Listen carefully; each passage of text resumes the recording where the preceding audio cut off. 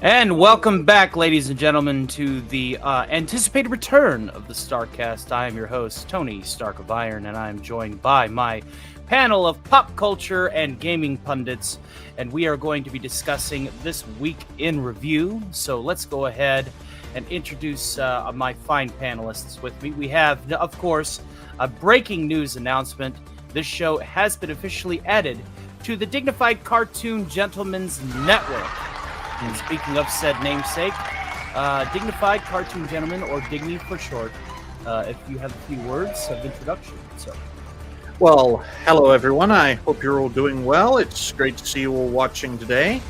And this is a great day. We're adding yet another show to the network, and I think this show is going to be a great addition. Stark is a fantastic host. He's got a solid panel of regulars, and Furious Dan cannot tell the difference between Saturday and Sunday, and that's why we love him for it. So, here's to a great show. Here's to a great show. We got quite a few topics for today's show, and fingers crossed you'll all have a fantastic time. absolutely. Joining, of course, my number one Theta of the grid. How are you doing today, good sir? I'm doing fine. Thank you for asking. Hope you're all doing good. Hope you're having a good November. This has been a very relaxing November, but now it's time for me to get back on the horse, get back to work, or else I'm literally going to have to get back to work. Yes, if you guys are feeling kind and are happy to see my coveted return, what's the old phrase? Grift, grift, grift, grift. But speaking of somebody who is representing one of my more cottonly esteemed characters that live rent-free in my head, we have, of course, Alf's lawyer, the son of Mars. How are you doing today, sir? I'm doing just fine. Thanks for having us back. And as predicted, my client was completely exonerated of all of these false charges. Please do come to us with all your legal needs. Let's get this rolling, Tony. I need to go ahead and grab Scooby Pup because obviously things don't seem to be working in the group chat, and I'm already a bit ornery from the inconveniencing, so to speak. So we'll just go ahead and throw that in the Discord. And one of the first things that I will mention before we actually get to our topics right and proper is X has made the biggest, and I mean the absolute biggest of boo-boos, the ability to hyperlink in their new integrated, encrypted, high-tech, fancy, transitional text chat system is complete and utter hogwash, and I hate it. It's the Mark 42 of X. It really, really is. And late, not because she wasn't here on time, ladies and gentlemen, but because X sucks dong. Scooby Pup, I just got through producing for you. How are you doing today? Doing okay now that I'm finally here. Oh, good. Again. Things are going to look good. So let's go ahead and welcome our motley assembly of viewers today. Obviously, my view numbers are relatively piss poor. It's like, oh, he doesn't do lives anymore. Let's just not notify his audience. We, of course, got Digny doing double duty in the chat. Thank you, my friend. We got Mr. House Party 6. Hail to you, sir. It's a pleasure to see you. Marcelo Lopez also doing double duty. Hail to Caleb Levine. Shrubby 1989, it is a pleasure to see you. We got FKHC 2005, aka Tim the Enchanter. We've got Alice Lovely, it's a pleasure to see you. Randy Schultz Lombardi 1969, it is an absolute pleasure. Thank you again. And again, Scooby, I got you. And Daniel Berry Sports Highlights, who comes in with a member chap saying happy Saturday. Thank you for being a channel member for 5 months at the Shield Agent level, and we are happy to have you here. And now that we've gotten everything situated, as the old saying goes, we're going to go ahead and start 5 minutes and 30 seconds, ladies and gentlemen. There we go. Of our first topic. It's a little bit of some Hollywood news. So, of course, things are still burning quite nicely.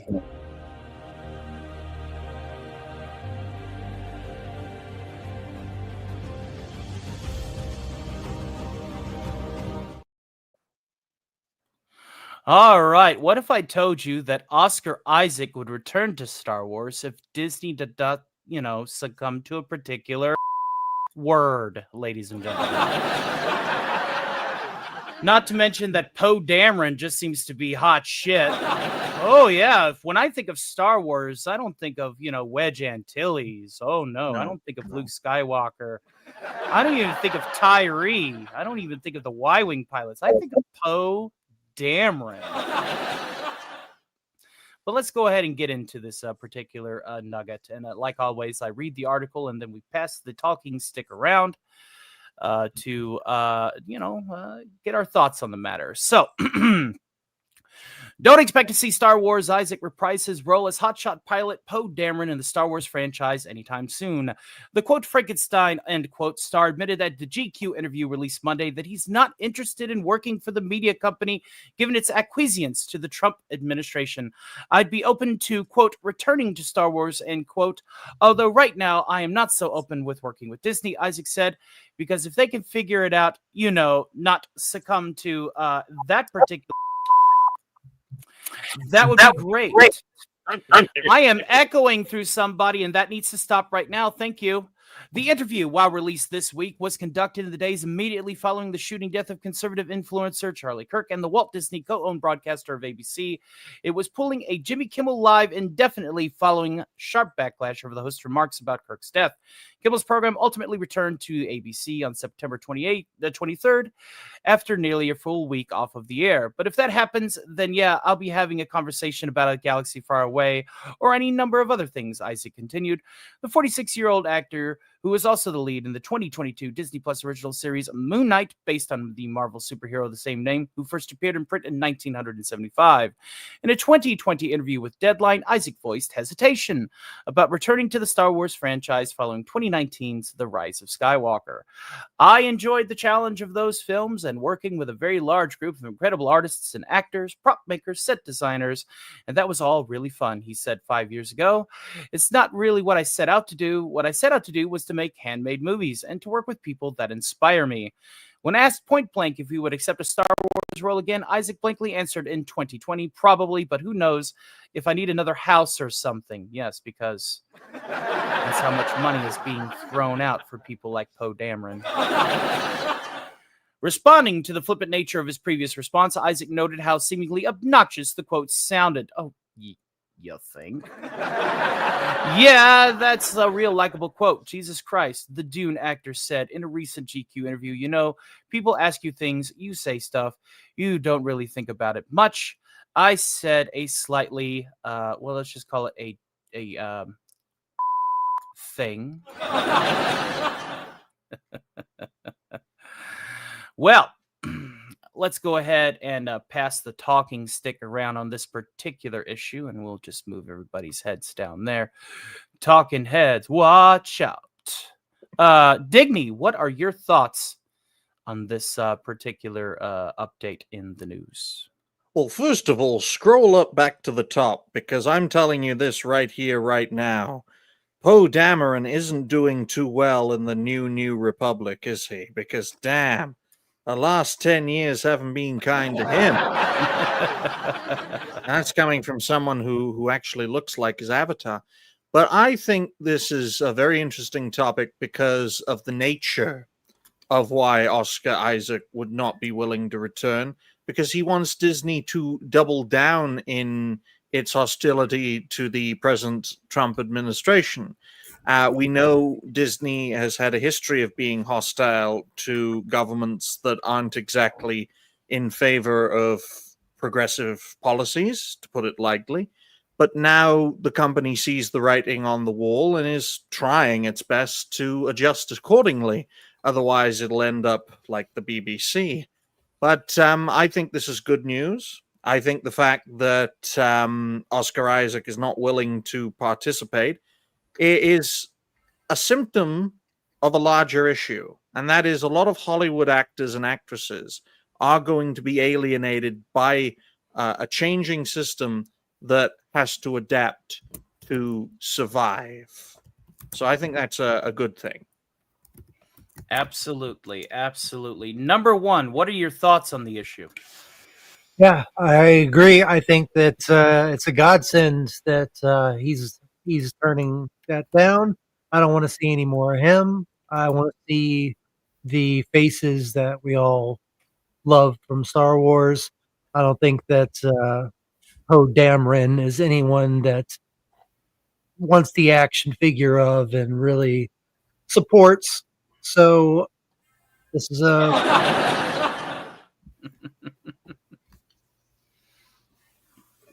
Theta. yeah.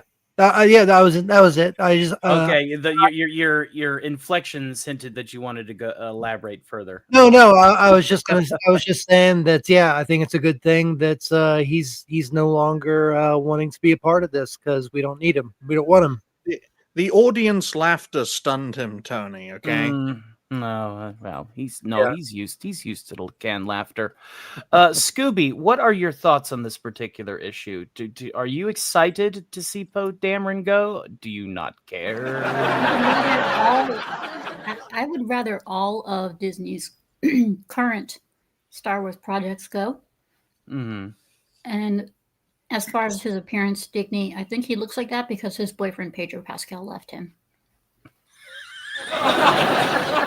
Damn, lady. Damn. The son of Mars. You specifically requested how do you last.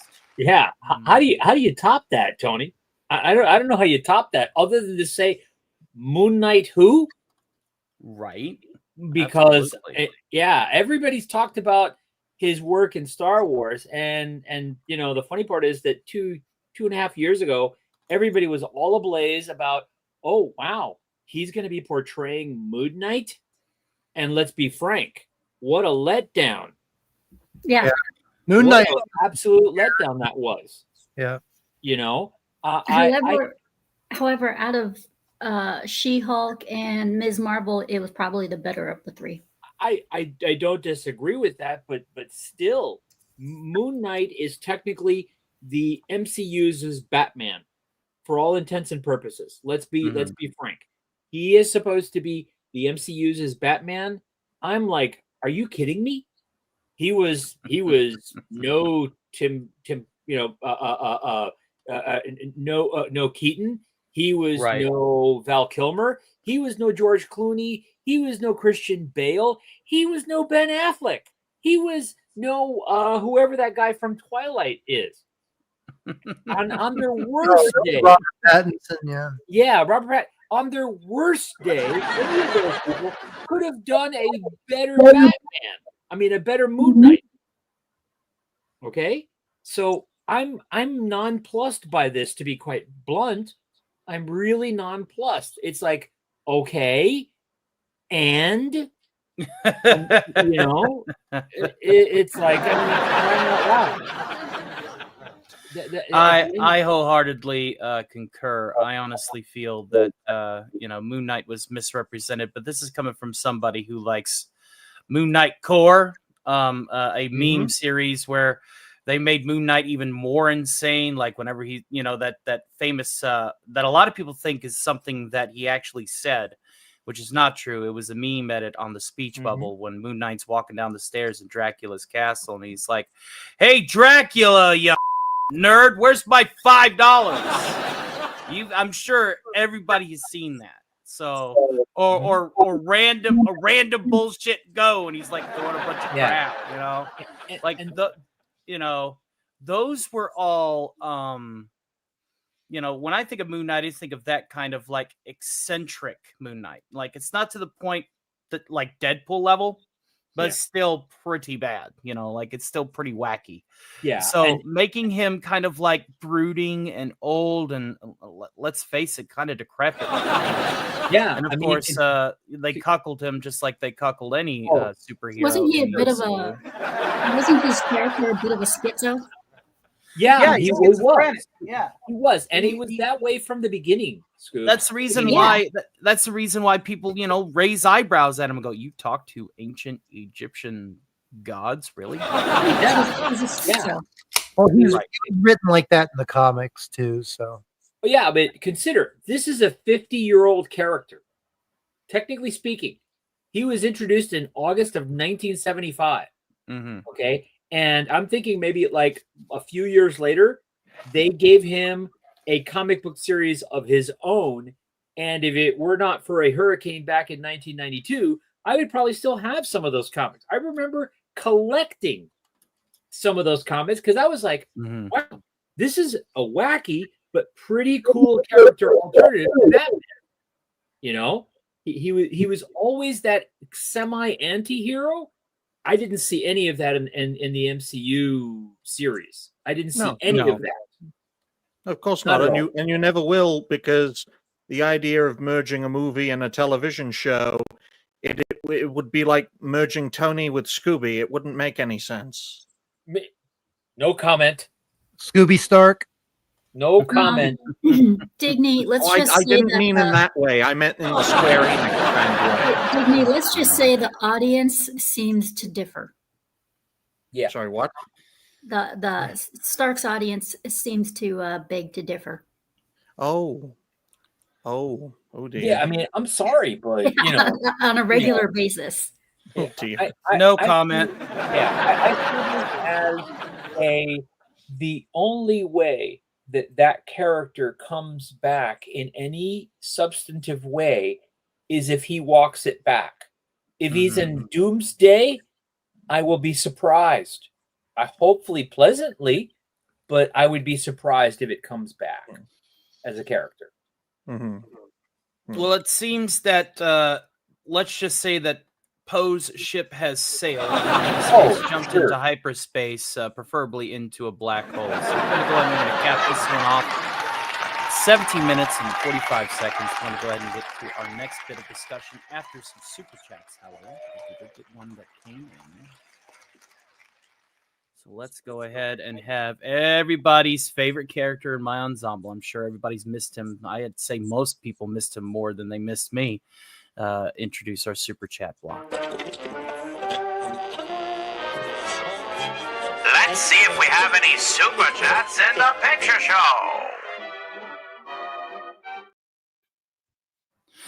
And Eugene Bird with a very generous $9.99 super chat. Hail and thank you, sir. I appreciate that. He says, Oscar Isaac is Pedro Pascal Jr. Nobody cares what he says. Star Wars is dead. Baby, Oscar couldn't even pull Kerry Russell in Fall of Skywalker. Absolutely. 110%.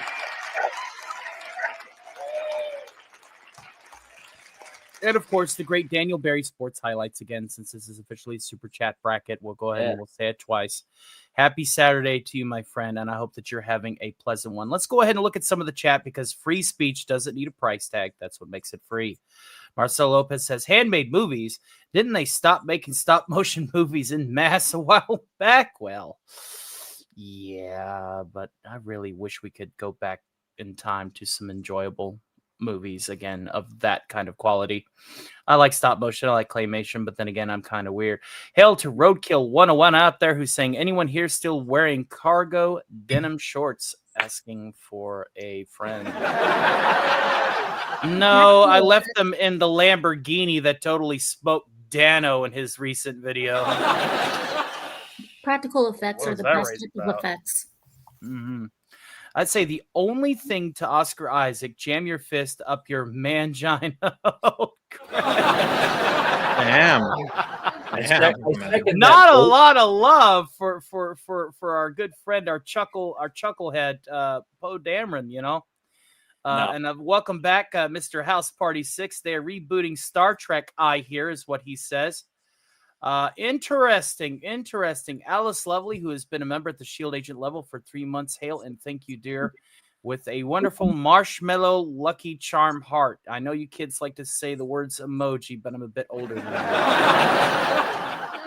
It's good to have you here, and I'm glad that you are enjoying our news topics. It has been too long, 2 weeks that felt like it felt more like a week for me, but I enjoyed the time off. I enjoyed just occasionally popping on and guesting and not doing a lot of work, but I'm going to have to really knuckle down. So I will go ahead and I will take this time to announce that we are bringing Ginger Wolf back tomorrow for a special edition of the Black Widow Files, and that includes everything all the way up to the YouTube dump, and of course, Firefly bombs away, ladies and gentlemen. So we hope that you'll tune in for that tomorrow at 9 p.m. Eastern, directly after Rob Wright's show, as we talk about the top 40 hits of 1976. So we've got your Saturday afternoon and evening already planned. Okie dokie, artichoke. I believe that has caught us right and proper. So let's go ahead and get into a little gaming news. Now, when you guys think Dungeons and Dragons, do you think adventuring into the far unknown, dealing with unspoken horrors that could kill a man, elf, or dwarf? Or I think BDSM. Or yeah, you think BDSM, or I just want to take the beholder out on a date or something. So here's an announcement that just came out of the pipeline and some gaming news.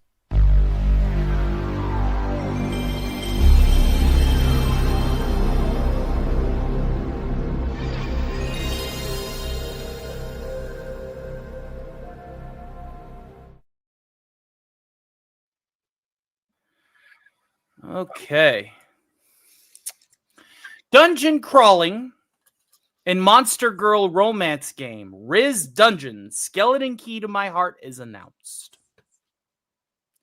Turnip Boy developer Snoozy Kazoo has announced Riz Dungeon Skeleton Key to My Heart, a new dungeon crawling game where you can't attack, but you can romance monster girls who do. Riz Dungeon Skeleton Key to My Heart is in development for Windows PC via Steam. The release set sometime for early next year in the first quarter of 2026. Here's a rundown of the game, plus its revealed trailer. Your evil Dragon X has stolen your stuff, and she ran all the way to the bottom of the dungeon, even though she knows you can't fight very well. Ugh. Well, not to worry. You've got actually basically no skills in your repertoire. What's a hopeless adventurer to do? Ask that really pretty slime girl over there to help. Surely fluttering your eyelashes won't change anything unless...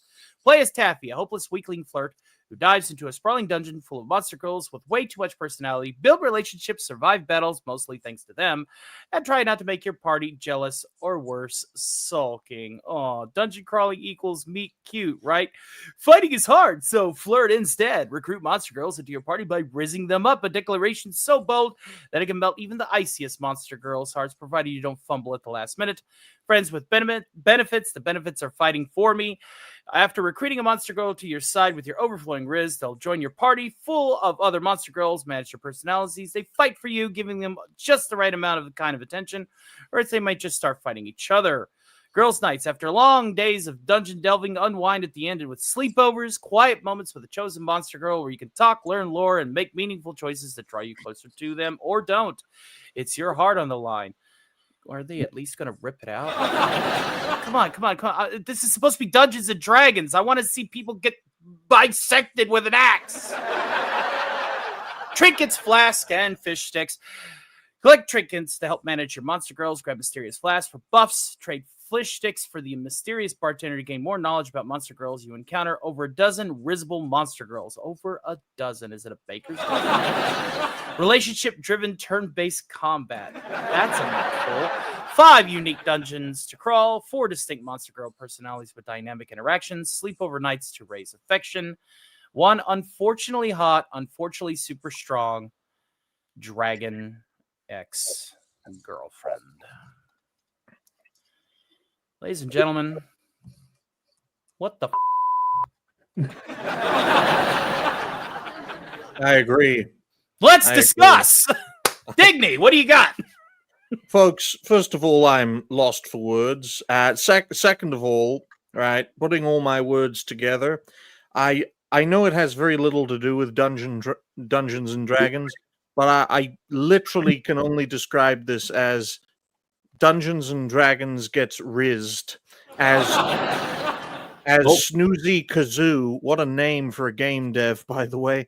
Gets the key to the heart. I mean, this is a very interesting concept for a game, but it's from my perspective, it's very weird because you have to essentially charm women to fight for you. What is this?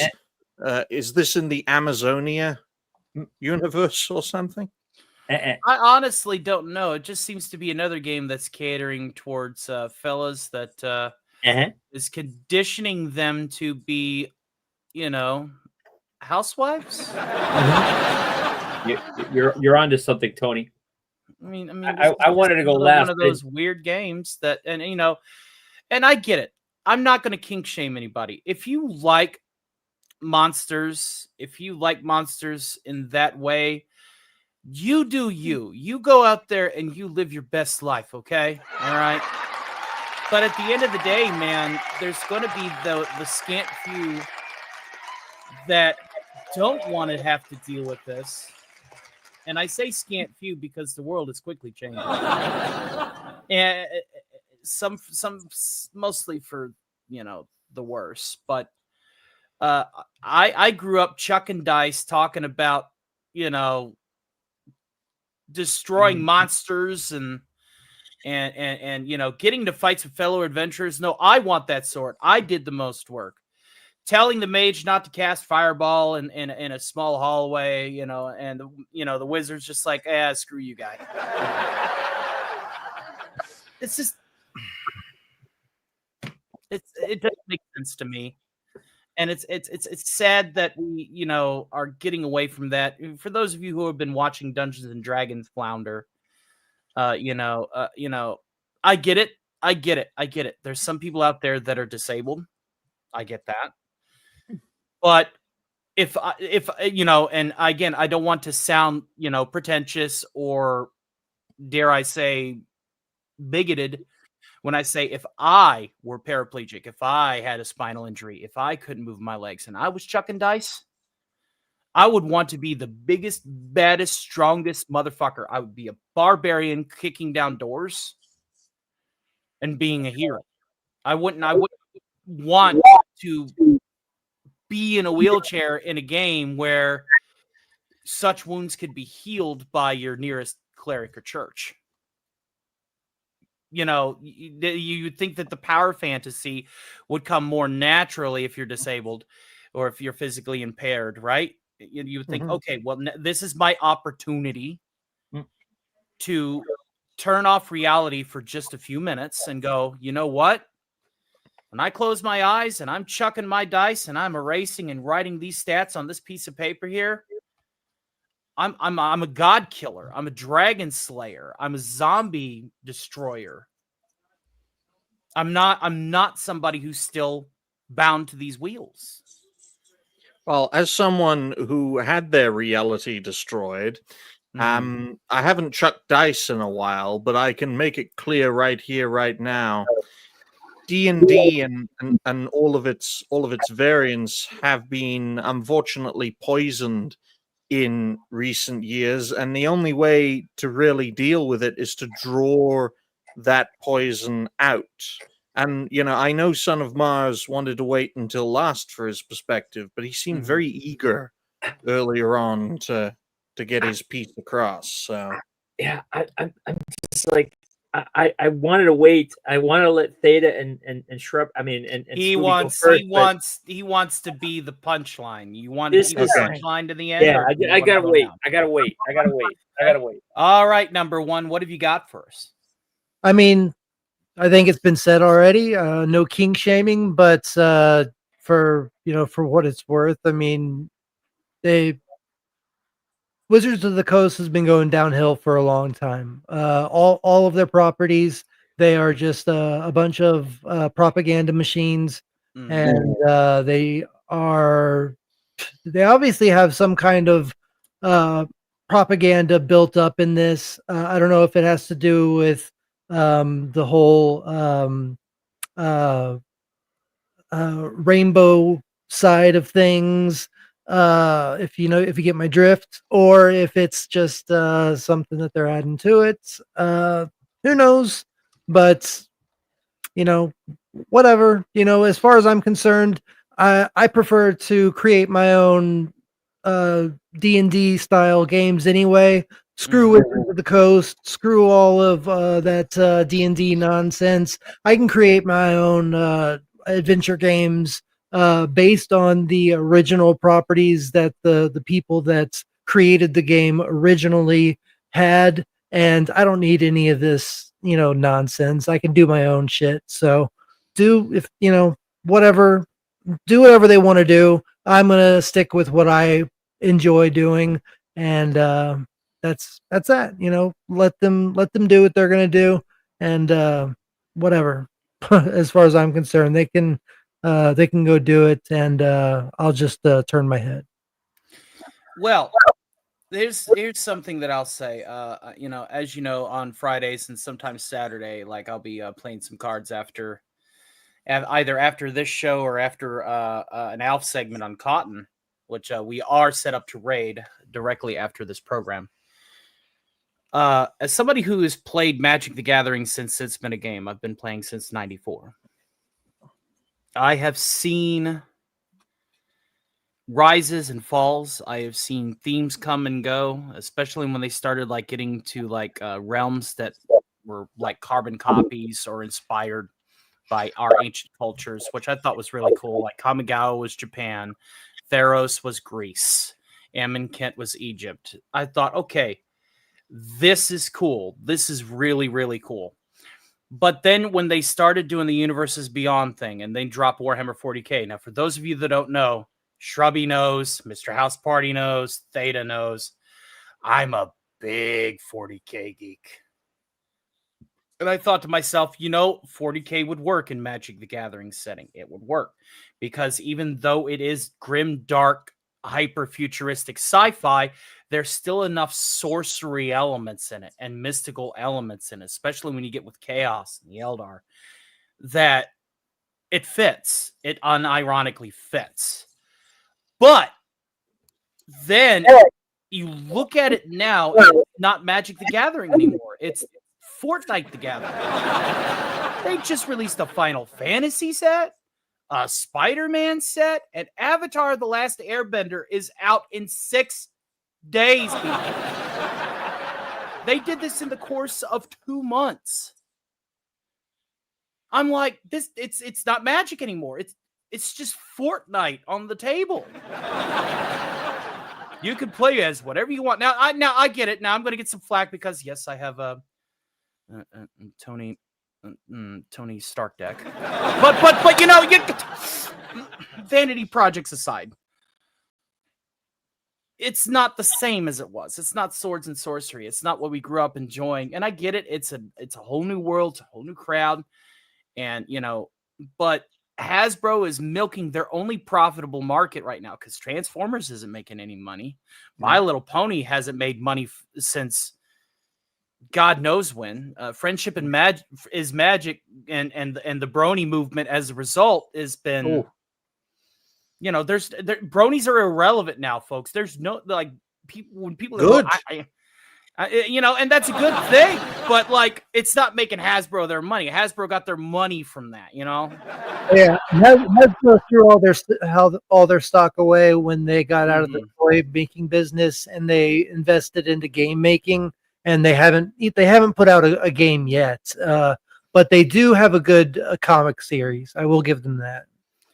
Killer Jay says, I didn't get an invite. I'm going to address this right quick. I usually read the chats in between coverages, right. Sir, if you want on, just let me know and we'll cue you in as a special guest. Just reach out and find me. Theta, I think you're a bit like Furious Dan. You can't read. But in all seriousness, no, we don't want Furious Dan to read, folks. He's already gotten his hands on Sora AI, and now all hell is being let loose. But I mean, looking at this because I'm looking at this from an outsider looking in, and I'm thinking to myself, what the hell is going on? Right. So I'd be intrigued to see what Scooby has to say about all Yes, this. Scoobs, what's on your mind about this particular issue? What do you think of the current scope of fantasy gaming, and why is it just fuel for deviant artists of the future? Oh, did I say that out loud? As far as D&D gaming goes and stuff, especially for this one, I mean, if you Could you can repeat fuck that? bear in a game, I don't see why they wouldn't. Why some people are surprised about this. Mm-hmm. So it's kind of like it rolls along the side of, okay, yeah, it's a fantasy game. Okay, fantasy game. Right. Next. There's not much to say. Fantasy games are fantasy games. They're built on fantasy, so it's. I mean, it should never be. I mean, that particular game. I mean, if anybody has something against it, well then, tough. I mean, I'm not, like I said, I'm not big on Dungeons and Dragons, but I mean, I've seen some crazy shit when it comes to D&D like games. So yeah, D&D is definitely different than it has been, but I have to coin a good friend of ours. You might know him. He's going to be ruling the planet in the very near future. If you don't like the way a game is going, simply play the editions that you do know how to play and give them no credence or attention. But I just figured that since we cover a lot of morose news on here, bringing in an article that we could totally dunk on is just a good way to keep squad morale up. I'm not like some people that just wants to cover nothing but negative news. In fact, we got an incredibly funny article coming up in just a few minutes. But speaking... I'd just like to bring one thing up in case Theta can't read. You're having an audio issue. Why don't you mute yourself while everyone is speaking, Theta? How about you do that? Yeah. You're having some audio bleed, dude. Yeah, some audio There we bleed. go. That's better. That's better. Oh. Now we know Theta can't read. So on that note, let's... No, it's still fried. It's still fried. He's just busting your balls. Theta's going through some motions right now. Let's not... That's all right. Speaking of ball busting. Now, I understand that there is somebody here.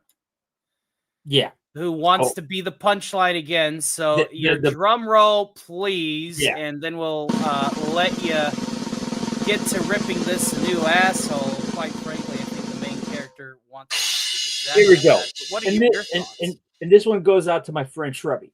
What they're talking about here is effectively a gateway drug to a new 3-letter acronym.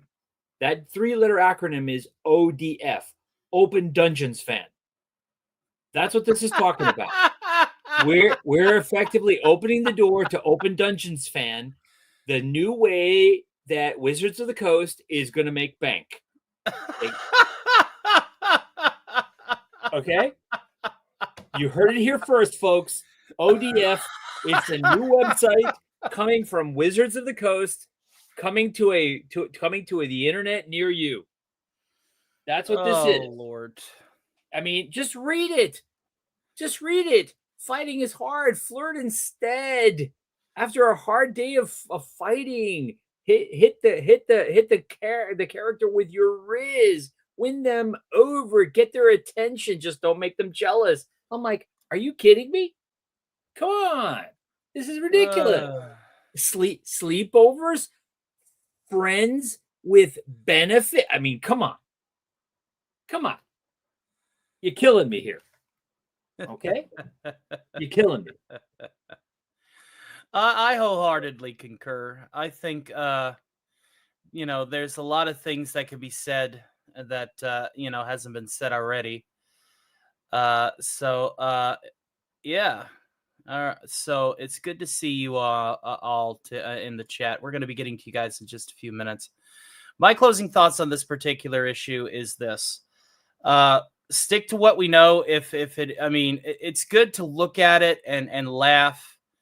There is harm that could be done, but in the grand scheme of things, there isn't there isn't as much more harm that it can do that hasn't been done already. Because if you're already playing games like this is just one of many out there.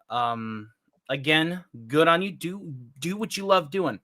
If we're not here to make fun of people that like certain things. We're here to address a point of view that is concerned for the long game, for where this is all leading. And, if you're the kind of the person that wants to live in the moment, then hey, live your best life, be your best self and have fun. But, I'm not going to be flirting with something that wants to rip me apart. I would like to cut it in half first. Look at the phrasing. Or split it in half. Look at the phrasing. Hopeless weakling flirt. If that doesn't scream open dungeon fans, I don't know what does. I'm sorry. So we're gonna go ahead and we're gonna cap this off at 41:15 here, and then we are going to get to some super chats. And boy, howdy, do we have a lot that have come in. Thank you for supporting my little humble corner of the internet. It is good to be back. So let's go ahead and open up the super chat queue, shall we?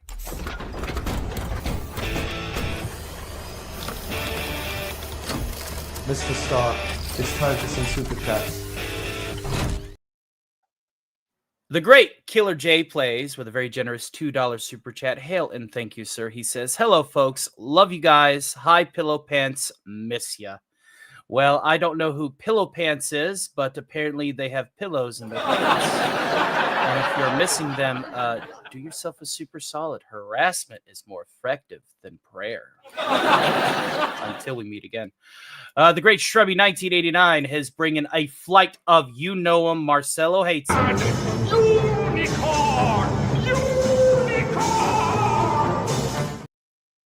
But it wouldn't be a case of double your pleasure, double your fun if we didn't have another stick of this double mint unicorn.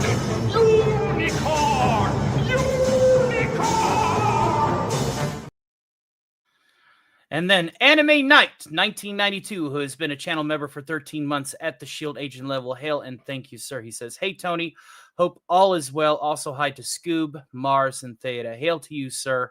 Hopefully life is treating you well over there on your channel. You've been putting in a lot of hard work. I like your new layout. Keep up the good work, man, and don't give up. We all have been there. Hail to the great Furious Dan, who has elected to continue to play with his abominable intelligence instead of playing with us. Granted, we're intelligent as well as abominable as well. I guess it's different strokes for different folks. Well, nice to see you, AK. By the way, Digny is the name. Nice to meet you. But please continue, Tony. I said that earlier, but my mic was muted. Please carry on. All right, and then of course we got Miss Sparkles in the chat, who is now making the rounds. It's a pleasure to see you. Mr. House Party says, Heretic. Yes, them heretics. And Warable says, once again, I say per fuel. Absolutely, my friend. And thank you at Miss Sparkles. Hope you're having a fantastic day. Absolutely. Absolutely. She don't just come out of hiding for just anyone. Yeah, no, she doesn't. I guess she got word that I was on vacation because she recently hit one of my group chats and was like, yo, Tony, where the hoes at? It's like, what?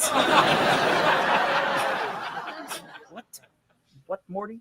Hail to the great Creamage. Good to see you, sir. It's a pleasure to be back, and it's a pleasure to see you as well. So thank you guys again. Hail to Jason Love, one of our two-time lords, alongside Mary Stone, the man with the green TARDIS, because it smells like, la-da-da-da-dee.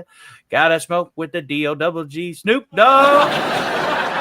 Smoke weed every day. It's good to see you guys are having such a good time. And we thank you all again for hanging out with us on my little humble quarter of the internet. We're going to go ahead and get to our next topic. Let's have a little bit of some odd news, ladies and gentlemen. Now, it's common practice to blame things on the dog. Well, what if I told you that this poor guy might just be blamed for manslaughter? Here's our odd news of the day.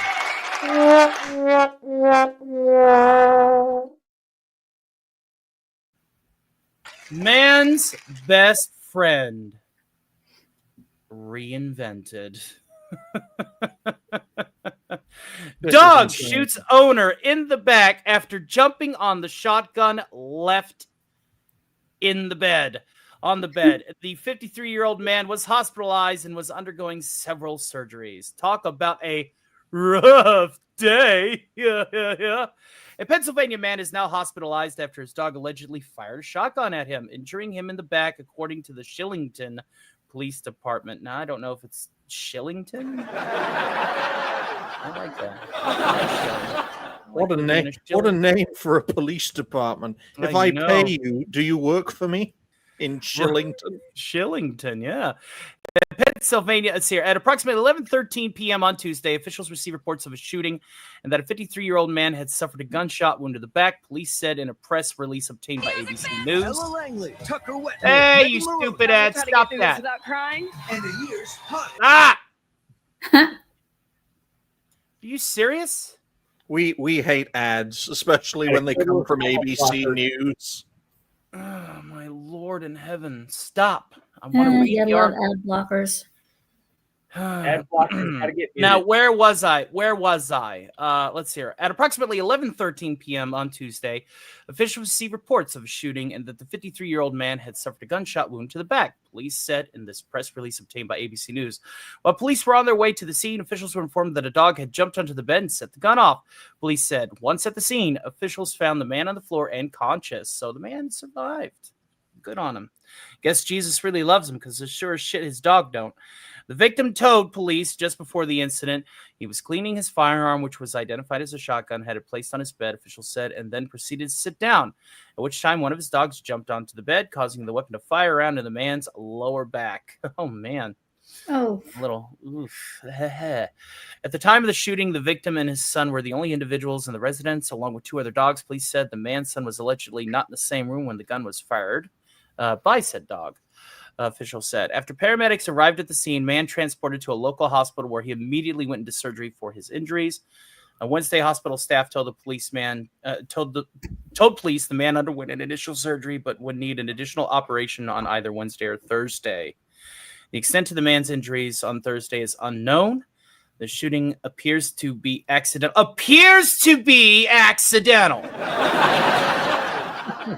Appears. What? It's an animal. Of course it was accidental. now if it were a cat, it'd be a different story. If it were a cat, yeah. But this is a dog, man's No. supposed best friend. No, folks, you don't understand. What we need now is we need a nationwide ban of dogs possessing firearms. We need more gun control. We need dog gun control, ladies and gentlemen. Yeah. Stop canine gun violence. Exactly. You know, gun crime is bad when even the animals are doing it. Okay, Right. So that is our odd news of the day. Let's go ahead and go around the horn and hail to the great director, Arcatur. It's a pleasure to see you as well. Yes, we are back on the air, so expect a new episode of the matinee this coming Thursday, along as a special bonus episode of the Black Widow Files that we'll be having Sunday at 9 p.m. right after Robert Wright, discussing the top 40 hits of 1976 alongside the Hotel California album by the Eagles. Going to be a lot of fun. Digny, what are your thoughts on this particular measure? And could you be the impromptu host and pass it to Theta, as I do need to go to the facility? by all means. But I'll tell you this right here, right now, ladies and gentlemen. This is an absolutely insane topic. The fact that whether it was accidental or on purpose, whatever the cause, the effect is still the same. The idea of an animal shooting a human being with a weapon, she was with a honored weapon of war, in many ways. That It was a lavish that is funeral, and I did that it on is a purpose because very big issue. Holly was a Very big big personality. the police in the community from several communities came, and That's the not me. Patriot Someone Guard. else speaking. It looked like a state funeral. I don't know what's going on. Dignitary. Yeah, and that's what I wanted for Holly. Why No don't idea you what's going on, but I'm trying so hard to keep from laughing. Funeral like that. I have no idea heartbreaking. what's going on, but I'll just talk over it. Awful. You don't have this in the UK. You don't have this in Israel. You only have this in the United States of America, and that requires a nationwide ban on guns for animals. It's as simple as that. Okay, folks. Quite simple. I don't know who played that clip. Well, it could have been an ad for all I know. But why I can tell you, I just got back, and yeah, and somehow I'm echoing again. Yeah, we need to get you a better pop-up blocker. Well, we can hear you, Tony, and I don't hear any kind of an echo. But I can tell you this: right here, right now, that's going to be a fantastic blooper when this gets made into a video. I'll tell you that, folks. Everything has its place, okay? And please, if you have weapons of war in your household, please store them appropriately. Please store them properly. Otherwise, your animals will try to shoot you dead. They are in America, after all. And if you have a cat, make sure to just sell the weapon instead. The cat will find a way to pick the lock and use it. Otherwise, I've seen it happen. I mean, speaking of Sora AI, they have cats doing literally everything on Higgsfield, too. Yeah. But speaking of which, Theta, what are your thoughts? Oh, dear. Mike? Yes. Well, this is a case, obviously, where this is the first time I think this sentence will ever be said, but I think this is the first time that the bang is bigger than its bite. And so that's what exactly happened. The dog got a little bang instead of a bark. And yeah, you just don't trust animals with those pew-pews. So I don't want to interrupt Theta. Do you have noise cancellation on? No. Then switch it on. I have echo cancellation on now. I mean, I had turned it off to see if that would help, but it did not apparently. Mic check 1, 2. No longer recording through Theta. Thankfully, as the host, I have this thing override.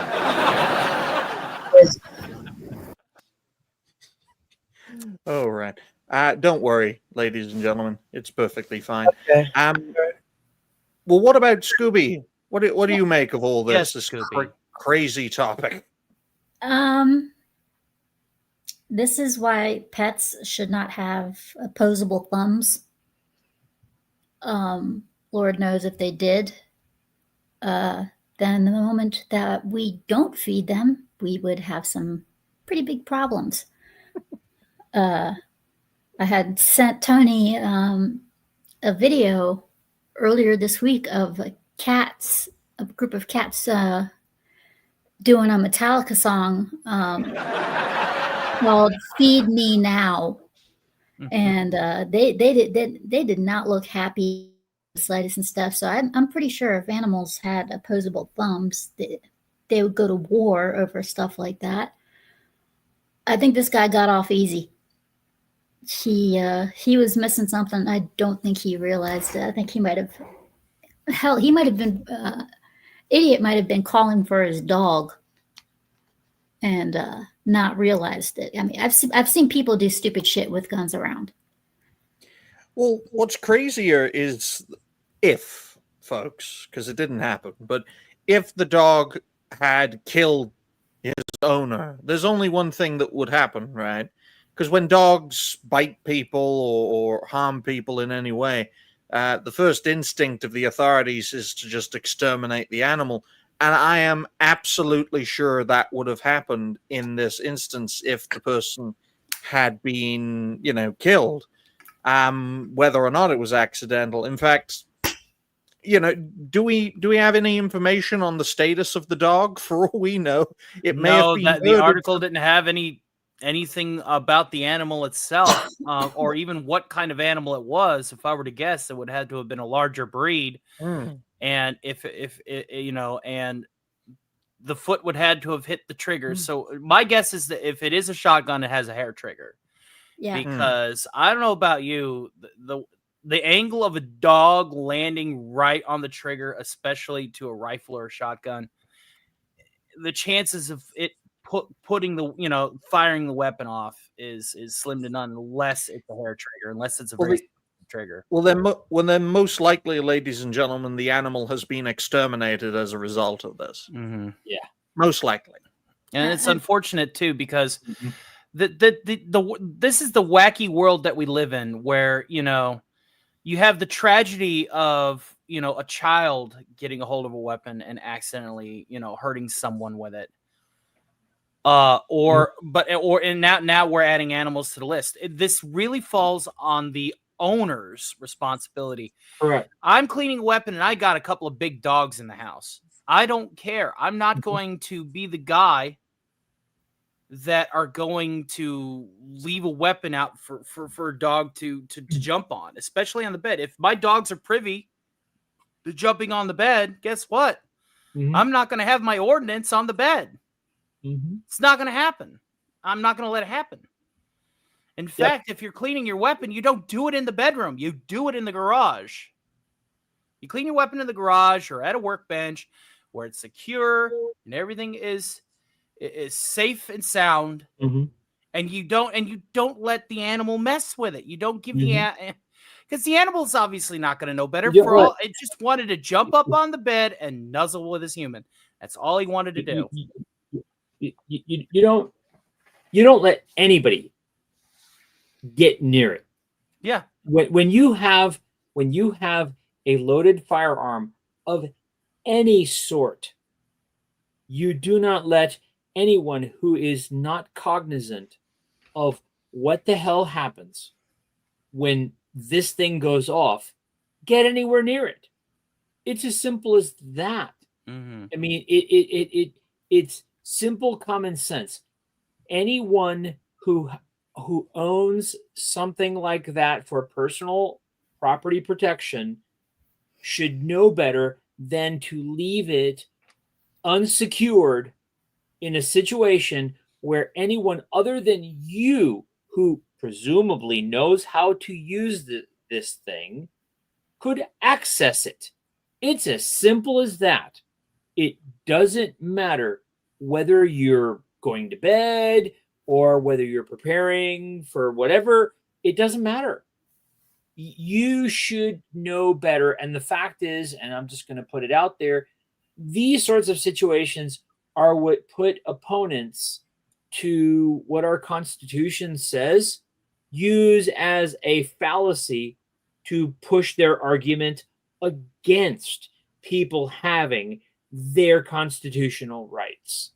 This is a tragedy all around. The animal had nothing to do with this. The person who went to the emergency room, it's sad that they went to the emergency room because of it. But the fact is that this was a failure on the owner's part to do their due diligence. I'm like, dude, seriously, this was a total F up. If we had that F-bomb video, Tony, this would be one of those moments where we should put up that F-bomb video. I don't have that queued up on this side of things just yet. But we do appreciate our good friend here who's providing the grift. We appreciate that, my friend. Well, I just like to make it clear, though, only in America could this be a situation, right? Maybe Switzerland, because they have a lot of weapons too. But more than you realize, Digby. More than you realize. It's crazy from an outsider's perspective, folks. Because I was born in Britain, but I moved to Israel because it's safer there than in Britain currently, and it just blows my mind that this is a situation. It's like something that you pluck out of the wildest imaginations of a fantasy story. Here's the short story of how a dog shot his owner to death or injured. It's like something you'd see out of Black Mirror. Mm-hmm. True. Absolutely. True. Again, freak accidents like this happen all the time. And, it's not just with animals, but anything like, there's movies out there like Final Destination that just dial that up to 11. And hey, Sashi, thank you for the drive-by like and love. It's like we live in a world of possibilities, right?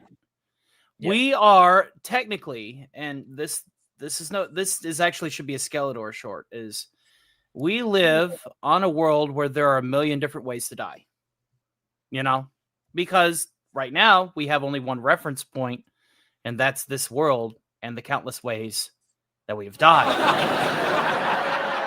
So, you got to really just count your days and feel blessed for every day that you had, because you just never know. You never know when there's going to be a Donnie Darko moment and a jet engine is going to crash into your room while you're asleep. Yeah. That can happen. That can happen at any given time. Yeah. I live relatively close to a chemical munitions military depot. That at any point, if one of those bunkers is breached and that stuff gets out, I'm a goner. So no, live your best life and really consider yourself blessed. But at the same time, your chances greatly improve from dying from freak accidents if you don't create environments for them to happen. That is my 2 cents on that particular issue. Hail to Roman of the Empire and Lurker the Berserker. It's good to see you guys. I've missed you all for these 2 weeks that I've been away, but I am back and ready to entertain and inform just like I used to. I just October was so busy to the point to where I just was like, I snapped and was like, I'm done for a while. I need a vacation, like right now, because I'm tired of looking at this picture box all damn day. And so that's basically where I was with it. So we're going to end that at 103 on the dot. There we go. 103 on the dot. And we're going to go ahead and we're going to get to our next super chat, Rob, because I think we had, one sneak in.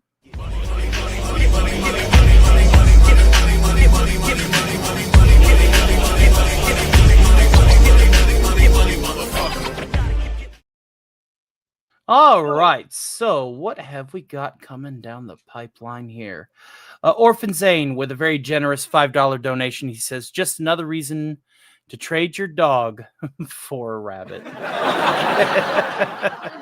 Thank you and hail to you, sir. It's a pleasure to see you. I could have swore I saw Parrot Head come through here. I think he left a like and love as well. He said release a certain squid of named renown. I don't have access to the means to do that. I work in the sub-levels of the shield generator, not the button facility. If you want to know where the button is, it's nowhere near the public access areas in the castle, okay? That button is in DC's personal chambers, and nobody has access to it, not even Gary. So stop asking me to do something that I am incapable of doing. Thank you. Now. Oh damn! Tony. The last time I was near a red button, I blew up a channel. So they're not putting me anywhere near any big red buttons. Okay. That's what you get when you play around with the red button. I know. I believe I fixed the echo. Is that good? Yes. Let's find Now- out. Now you sound like you're an you are airplane. in an airplane. That's all right. That's better than the echo. An airplane is Yeah, fine. but- You're in the Quinjet. Yeah, but he sounds like he's up at 30,000 feet, Digny. Oh, okay. Well, it's better than the echo, I guess. I mean, Better It than is. the no echo, offense, but because I mean, I'm it gonna might- tell you Okay. this right now. If Sean Carter were here, he would definitely be doing the autopilot bit from Airplane. Oh, yeah. God. Ding, Oh this my is God. the pilot No. speaking. We're going to be bringing out Otto now That's a because blow. we're busy. Everybody, go ahead and get your gas mask on, your oxygen mask, put it around your face, and suck in, inhale. Look, this is actually Theta utilizing the system. It's actually quite comedic. Yes. I mean, Okay. this could be funny. This could be funny under different is- circumstances. This This is would actually be funny. funny. This is It's funny. it's all in the hips. Everybody, just go ahead and bring in your Please, diaphragm. yeah. Please bring your seats to the upright and prone position. Please. And get on your- I need to get the plane intercom noises. That's what I need to get. All right. You did the raving not Stewart bit way too well. Yeah. Sorry. I mean, he is my number one for a reason. I'm teaching him everything I know, which I guess by proxy means that I'm doing maybe too bad or good of a job. It is what it is, ladies and gentlemen. We got to pass the buck at some point. We aren't all going to be here forever, just like in our last article. And, we want to make sure that the people that we bring up now are able to take the torch to say if an animal decides that they're tired of eating Old Roy generic dog food and they want them kibbles and bits. Let's go ahead and get on to our next article. And we're going to be going back to the burning Hollywood Hills for this particular one. Did you know that Paramount has a little list, ladies and gentlemen? Well, neither did I until this. No. They have a little list. No. A really little list. No. They will not be missed. No.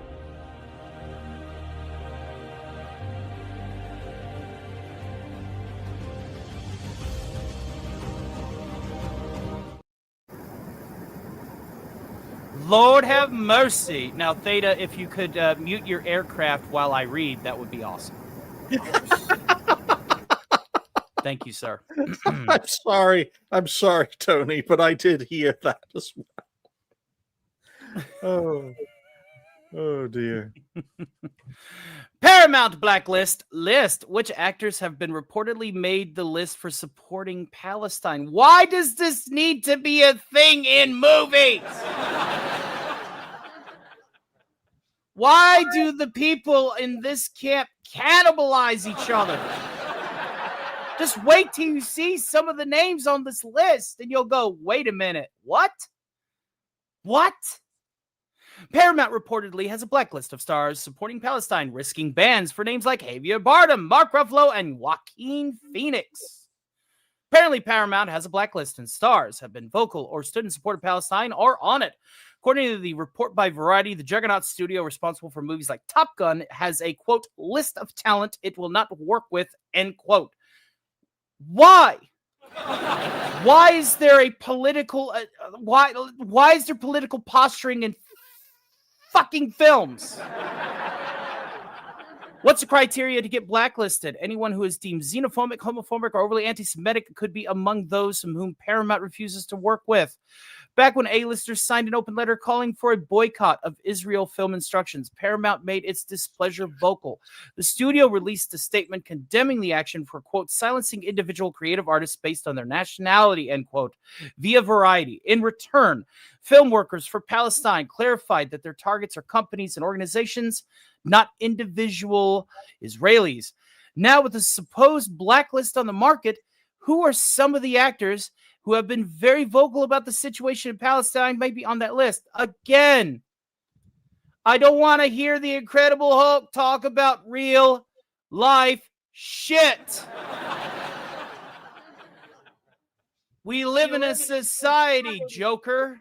And that Joker is Gotham, not Gaza. Is there a real difference? You know what? We'll give it to you.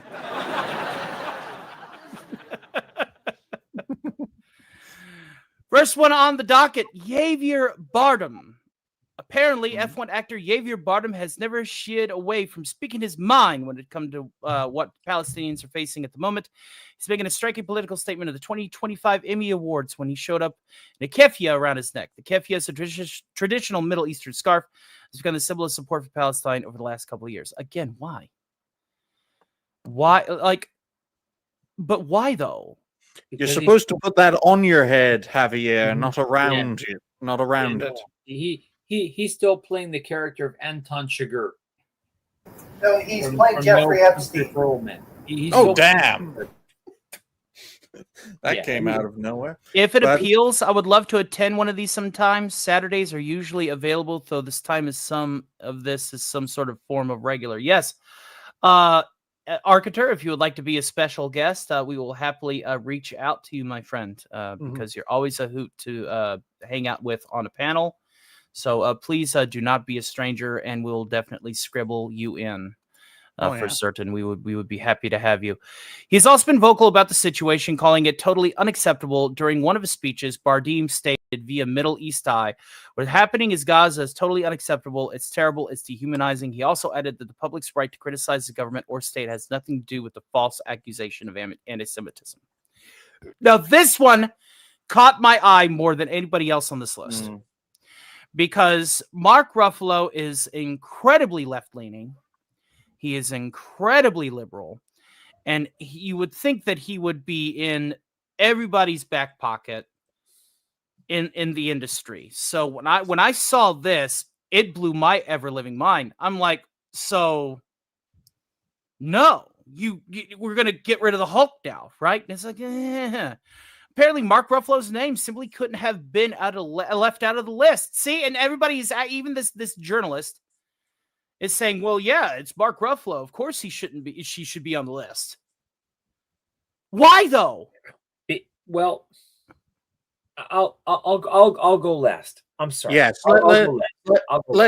let's really penetrate this article and then get panel perspectives, because I think this is going to be very interesting, you know. Mark Ruffalo's name simply could not have been left out of the list. He is probably one of the most vocal political activists in the past few years.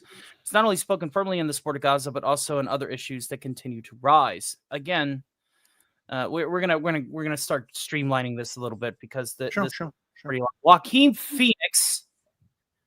This I can say. Joaquin Phoenix is very controversial actor. You know, I expect Jim Carrey to be on here. Like, I mean, yeah, you know, Joaquin Phoenix is one of the Hollywood heavyweights, blah, blah, blah, blah.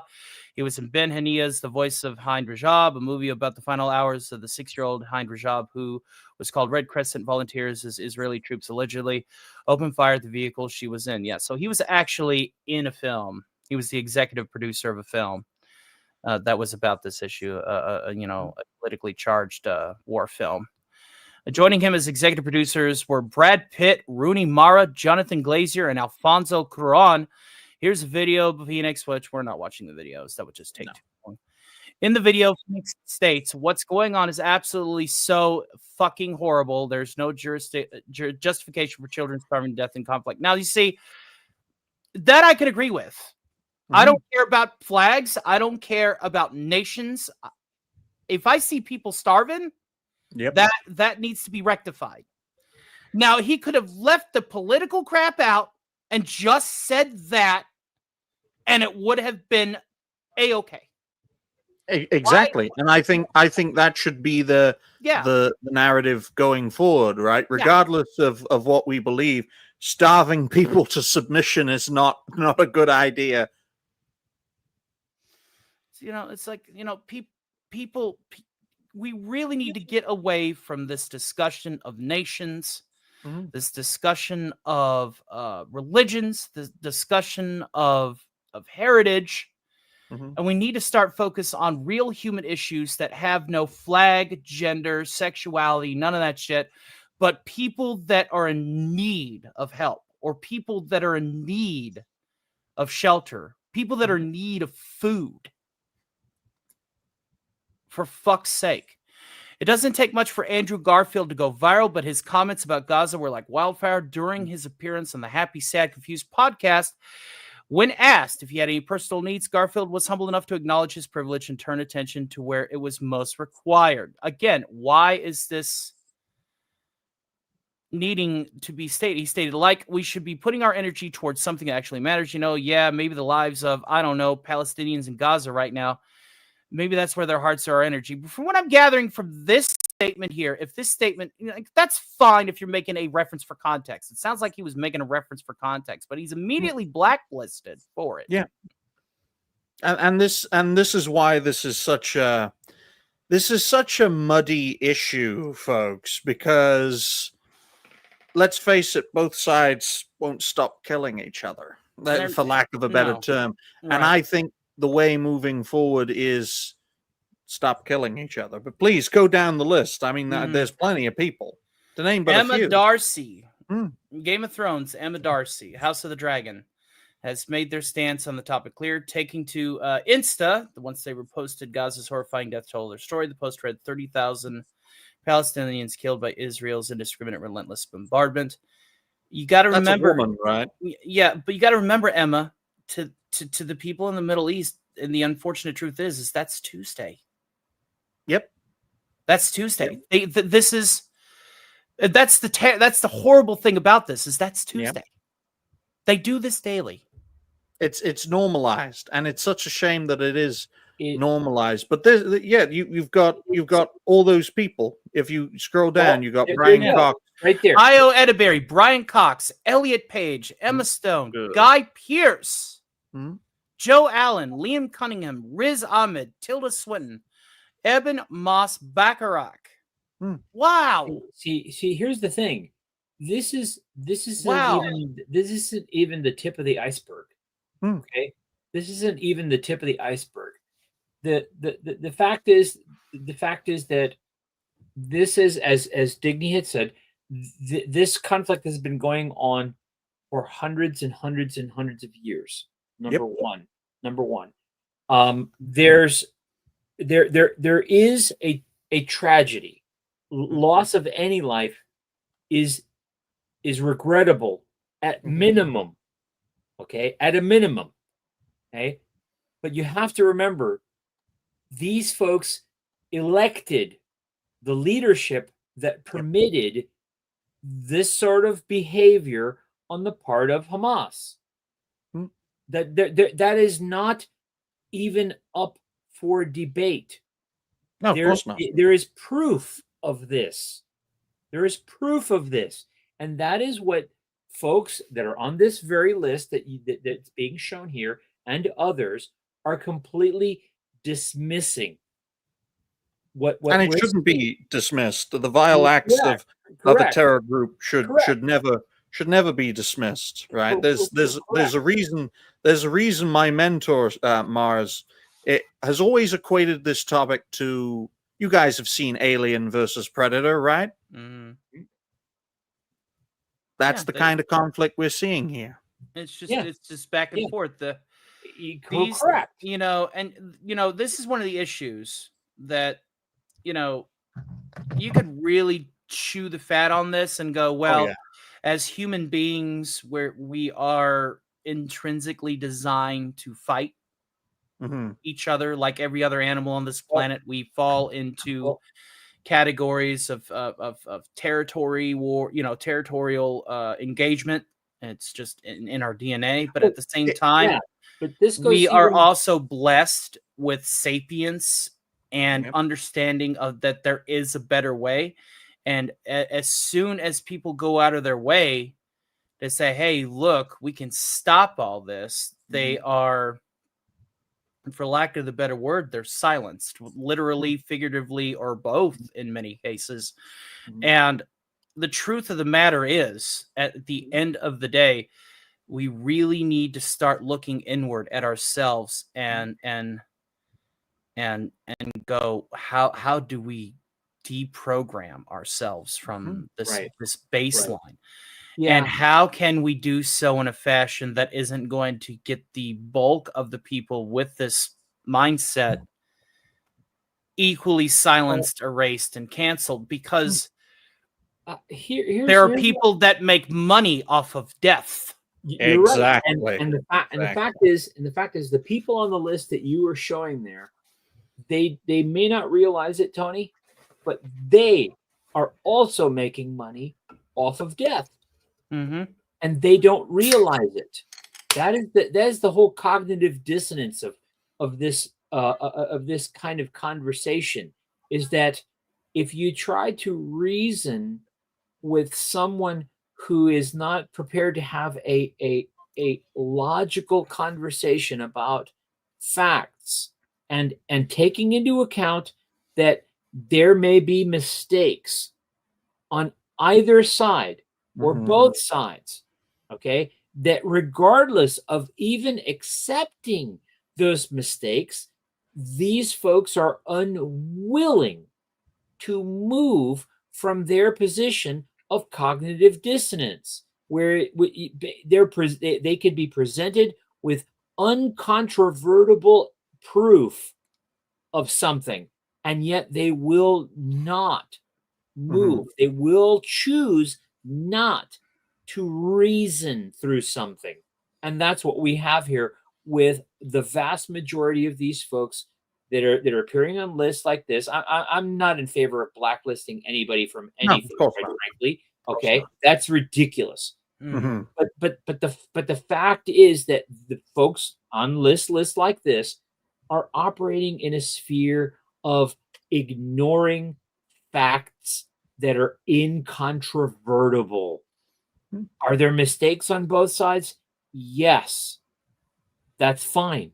But if they are not willing to look past that and go into the deeper conversation of how does this start and how do we stop it, then there's no reasoning. There's no conversation to be had, because that's not what they're after.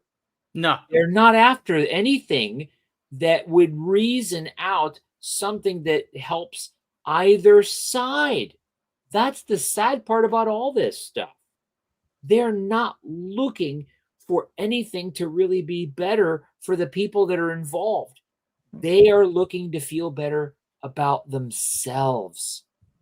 Well, let's face it. I personally, because panel perspectives are important. I personally think Paramount is in no position to blacklist actors and actresses. That's the joke. Absolutely. That's the big joke of it. That is the cruelest and yet the funniest part about this entire irony. Okay, I'm gonna throw you an example. This is akin to Disney blacklisting Gina Carano. Just putting it out for different reasons, of course. I just find it, but it is what it is, Digny. It is what it is. It's still ostracizing for whatever reasons, but they're still effecting that, that exclusion. So it's like, okay, fellas, really? You're that much better? I think there you go. I think we aren't meant for the stars if we don't start changing our ways. As a Warhammer 40K geek, I go, mankind is destined to dominate the galaxy, but here's a little snippet from Halo. I can't remember which game in particular, but it was Cortana musing over the fact that even as we started becoming a burgeoning stellar empire in the 2500s, we still fought each other. There were still rebellions. There were still insurgencies. There were still insurrections. There was still terrible things happening. There were still acts of terrorism. It wasn't until we had a reason to collectively point our weapons in a direction that shown us the point of actually unifying as a species, of becoming,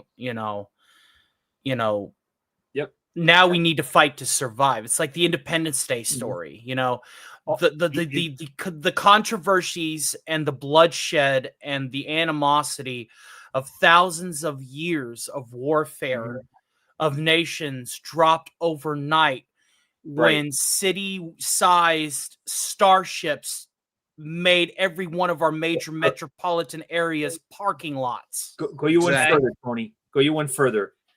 So, Klaatu, Barada, Nikto. Nikto, right. I'm sorry. Yeah. You know. Yeah. I mean, we have no business. They shut down our weapons like in the day the earth stood still. They shut down our weapons. They shut down everything. That's it. The day the earth stood still, all the clocks stopped. Everything stopped. Right. Why would they want us futzing around on other balls of rock if we can't manage our own ball of rock properly? Simple as that.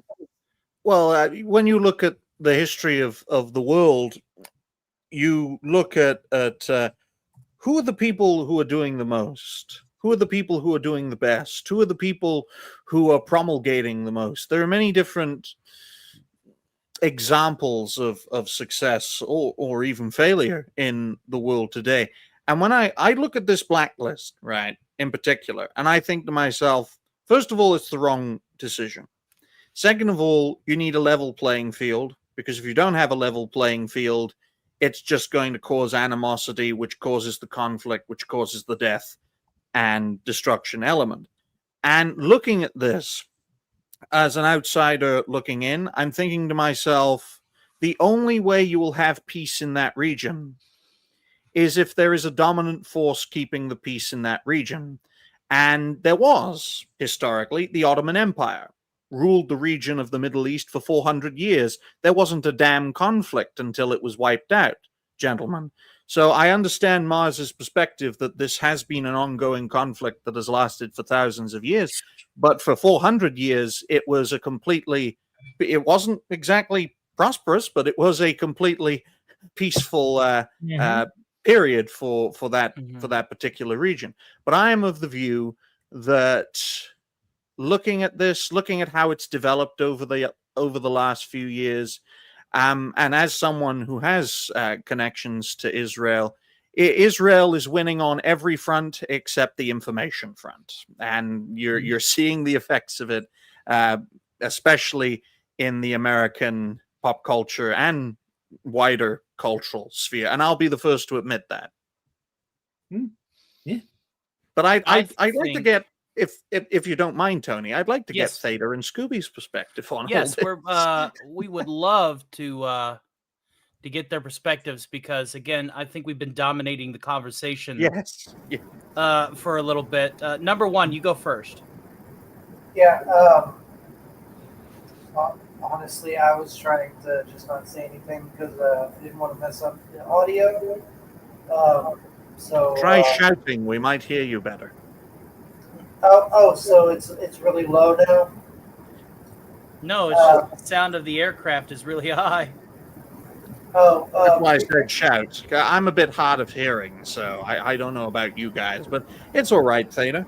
Yeah, here, just I'll skip. Go ahead. Let Scooby go first. I'm still trying. That's all right then. Well, what about you, Scooby? What do you make of all this? Scooby has fallen asleep, it seems. Scooby Pup going once. Scooby Pup going when it comes twice. to blacklisting, there we go. I got to say, when it comes to Hollywood and their blacklisting stuff, I find recently Hollywood is full of shit, and I really could care less about who they blacklist. They can blacklist themselves for all I care. They have yet to put out recently they haven't put out any notably good movies that are actually worth my time or money. A lot of these actors stopped acting for purely selfish reasons.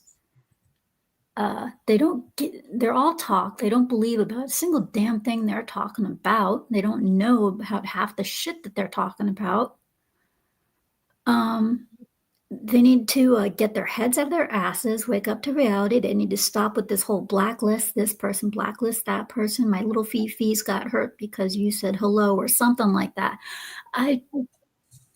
Hollywood needs a cleanup. Mm-hmm. This town needs an enema. Just throw some bleach on it right now and then just scrub it clean. Mm-hmm. And what about you, Mars? Do you want Me? anything to add? No. I'm saying we should have just let Scooby go first. Oh, dang. That was that. I mean, that was the top on the bottle. With all due respect, I mean, I want to hear what Theta has to say, but seriously, she pretty much will drove it home. Hollywood needs an enema, and by enema, I mean a serious enema. Mm-hmm.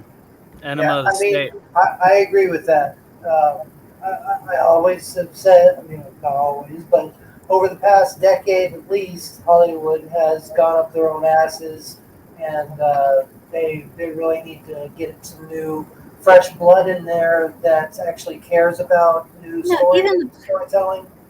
Even the fresh blood doesn't give a damn about it. No, but that's what I'm saying is they need people like us that actually care about storytelling. They need new people in there that actually give a shit instead of just. This is the funny thing about this. You know, I hear this argument to this claim all the time. Mm-hmm. Well, we don't want to spend money on people that are good at their jobs because then we'll have to spend more money on these people that are good at their jobs. So we'll hire any random face that checks enough boxes to take a spot. I got news for you. I would happily write for a studio for a 5-figure sum, not a 6-figure sum, a 5-figure sum yearly. Why? Because that's everything that I would need. A lot of us geeks out here aren't trying to say, oh, we're going to be the best thing ever, so pay us all your money. No, we're wanting to do this because we love the content that you're ruining. And we're here to help. We want to help. We want to help fix it. And we're not even going to charge that much because, you know, the feeling that we will get of fixing something is going to outweigh every dime in the bank. But they don't see it that way. They're afraid that they will have to actually pay some money for some real talent. And that's the problem. That is one of their biggest problems with this entire ordeal. Unfortunately, Prophetic Apathetic in the chat says, actually, Thanos needs to snap his fingers as this planet would do a fuck ton better with half the population and the shock and awe of witnessing it happen. You know, I actually did a breakdown, and at some point I do need to upload that synopsis as its own video of what really would happen if we were Thanos snapped, if half of, not just sapient life, but half of all life from the big to the small were to just disappear. I got news for you folks. It's not pretty for us, and it's not pretty for a multicellular life. No. It will quickly go from the event of half of all life instantly disappearing to about, in the course of less than 5 years, 80% of all life on the planet being gone. Yeah, because once you lose, this is the big thing, because this has always been an argument, the Malthusian argument, that there'll be too many people, we won't be able to feed them all, and the population will collapse. That's been a narrative argument going back a few hundred years. What people need to realize is that when populations grow, they really grow, and when populations shrink, they really shrink. And that is the great danger. Within a generation, we could go from 8 billion to 1 billion simply because the next generation and the next generation after that don't, or stop rather, having children. That's all it takes. Yeah. I mean, it goes back to a book from Douglas Adams, which was like very interesting from a philosophical perspective, Digny. It's all connected. And if you tug at any part of a web, the whole web moves. Exactly. By little amounts, but the whole web moves. There's no way to have zero effect, which is what I was telling the chat, that there's no zero-sum equation that fixes everything that's going on. Okay? That's one of the fallacies of socialism and communism. And coming from a background of family who's lived in that situation, there is a lack of fundamental understanding, at least in this country, of what it actually means to be in that kind of a system. Okay. And that there is no zero sum. There's no way to arrive at a zero sum function where there is equity everywhere. All non-mammalian life is happy and thriving. There is no zero sum where all mammalian life is, happy and thriving. There's no zero sum to all this stuff. That's just the order of the universe. We didn't build it. We didn't make it. We're just trying to get by through it. Mm-hmm. For those who came in late, Kashimala, case in point, Yes. we're not going to go over the list again, but I will post a link in the chat for those who are in at this particular juncture and want to see the lists for themselves. It is on Fandom Wire. You can also probably get the full Monty off. I think IMDb now has the list published as well as Variety. So consider looking there. But yes, there's some pretty big names on that list, and names that make literally no sense until we had actually made sense of it. So this has been a fantastic discussion. However, we do need to cap it to maintain schedule. So we are going to cap this at 136.20. And yes, absolutely phenomenal. 136.20. Absolutely phenomenal, guys. Well done. Well put. All right, we're gonna go ahead and we're gonna have a little fun. This is some morose news because this is a man that we've been following for a little bit now. Morose. Okay. This is a man we've been following for a little bit now. This is some community news that we got coming up. Let's catch up with the chat a little bit. Just a few odds and ends here. We can't give as much of the chat read because we want to end this in a nice 2-hour manner, 2 to 2.5 hour manner. So let's see here. Arcater says, I think nations should be free to condemn verbally and no better to interfere directly where direct neighbors are doing nothing either to stop it nor alleviate suffering. Yes, grievances in world councils should be acknowledged. Godspeed valid charities, absolutely. The blacklists for these opinions are for the actors whom no one should meaningfully heed. In the opinion of mostly, lets us know who is not allowed to be criticized, which is rather famously identified tell. Absolutely. Yep. Odd thought, unless the blacklisting is a cover to push for the introduction of AI actors. That is simply within the realm of possibility. We will. Roadkill says, we believe in human supremacy. I wish there were more people like us, Roadkill. We would have this Imperium if we could get our heads out of our collective asses and find something that's not human to shoot. By the way, Digny owes me a point and 13 packs of ketchup. Tired of the shit. You would have gotten it all if you bothered to turn up to the fucking show. I told you to share, but Dan, Roadkill, you'd get your boat, Dan. Okay. You'd get your pack of cigarettes, Roadkill, if you actually turned up. Yeah, at least he didn't take your mustard, okay? Now give me $7,000. But on that note, ladies and gentlemen. All right. So let's go ahead and cover a little bit of the community news. And hail to Outpost Nerd who just strolled in. And thank you guys again for supporting my little humble corner of the internet. I am sure that most people are probably saving their money for our good friend Ginger Wolf, who will be back. Now we got a super chat. One moment while I go ahead and play a super chat clip for that.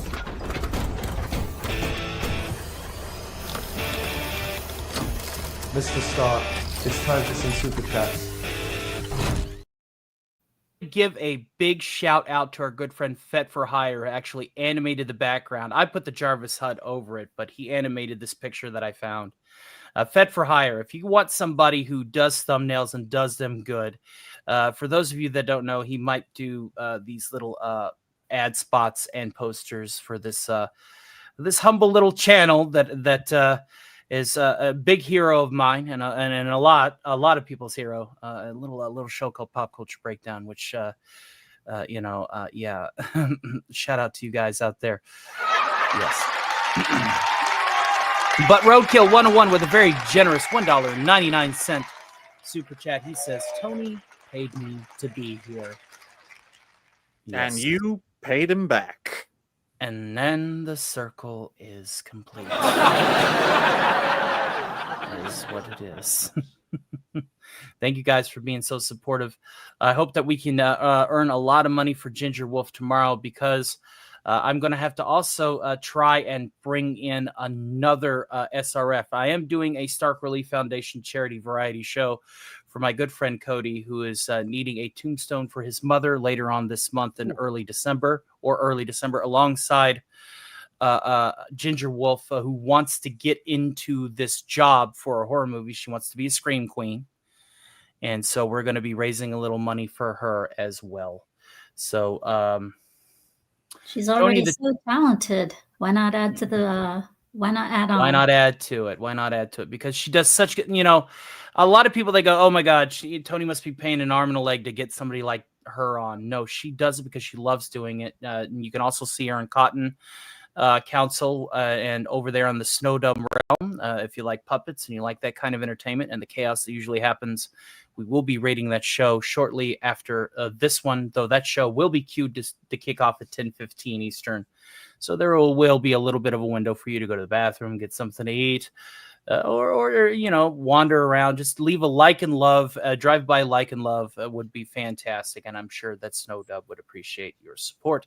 Speaking of fellow Cottoneers, we got our good friend Carlos Fish, our representative from the planet of Uranus. Uranus. Good to see you. He is absolutely the shit. Outpost Nerd says, Tony, the check you gave me bounced. Well, that's because I had tied it to a rubber ball. Shut up or the NDA will. Anyway, where were we? Yes. A little bit of that community news, and a good way to cap off our last article with starting this one. Shall we then? Why can't we all just get along? Because this individual can't get along with himself. That's right. It's more jabs at Hassan Piker, because why the fuck not? Oh, damn, Tony. Where to start? This guy. Where to start? That's the thing. Stark's right there. This guy has yellow fever, and the only cure is to claim to be full Asian. And there's nothing like that other than being stopped by my conscience. Is there? So this guy is claiming to be Chinese. He's wearing a Mao shirt.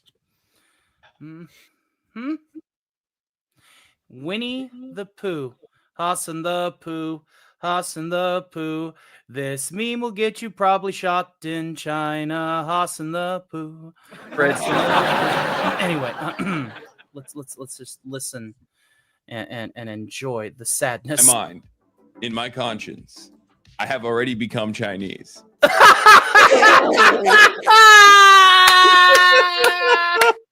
He's even squinting his eyes. Look at him. His eyes. Look at him. He's cheapened. The amount of virtue signaling here rivals the shining sun in the east. I'm serious. I am Hassan Piker. I am Chinese. Yeah, well, you're no different than the people that put on the big teeth and like, for fuck's sake. We were already white Chinese in this chat. I've already become full Chinese. He's white Chinese. Is that what he called himself? He was white Chinese. Basically, I mean, listening to this, it's like What the fuck is white Chinese? I'm more Targaryen than this guy is Chinese. I'm sorry to say, folks, right? Hassan Piker has a cultural heritage to the Turkic people because he's from Turkey, right? The same Turkic people in Western China getting massacred by the communist regime. Yes. Right? So because he shares that little percentage of Genghis Khan lineage, he's able to make this leap I got Drake logic. news for you. Genghis Khan is in a lot of people's ancestry because that did 3 things and they all start with F. He fed, he fought, and he most certainly fucked.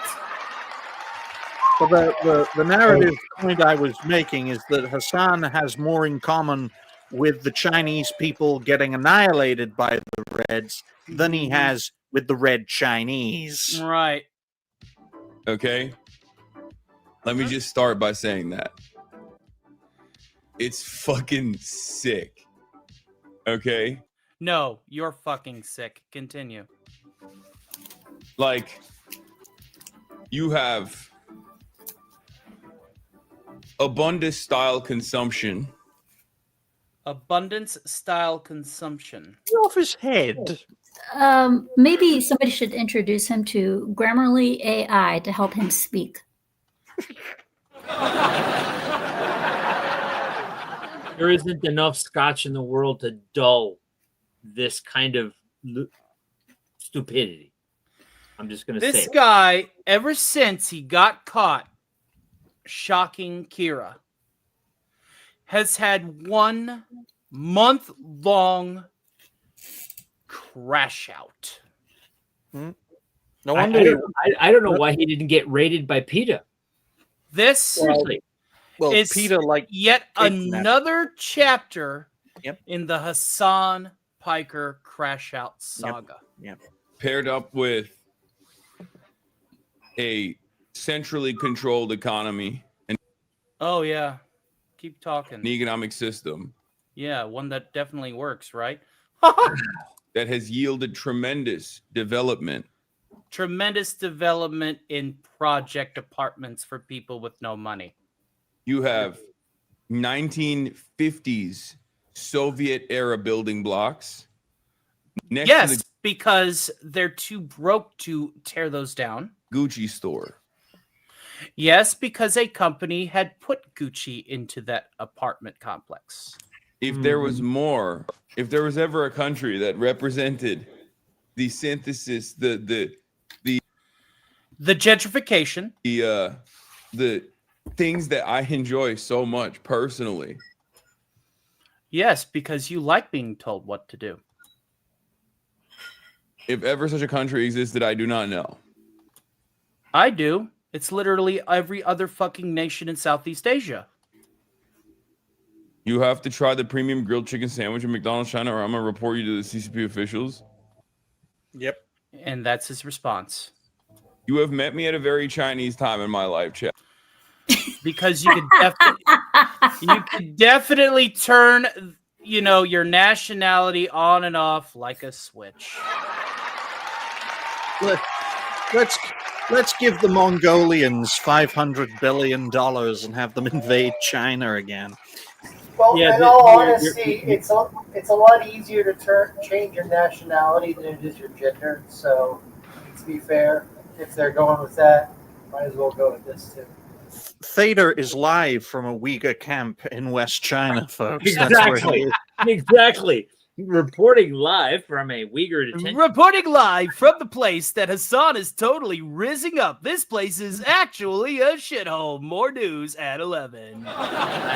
Seriously, they're touting spectacular bridges with malls built into the thoroughfare of the bridge, all the while underground tunnels being bored under rivers to create other highways are basically flooding and killing the construction workers.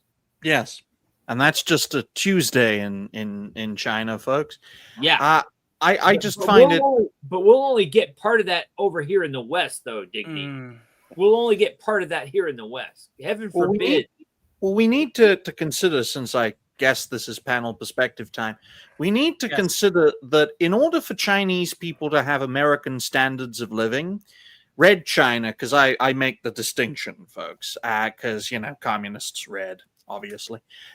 China would need an economy 4 times the size of the U.S. for Chinese people to have American standards of living.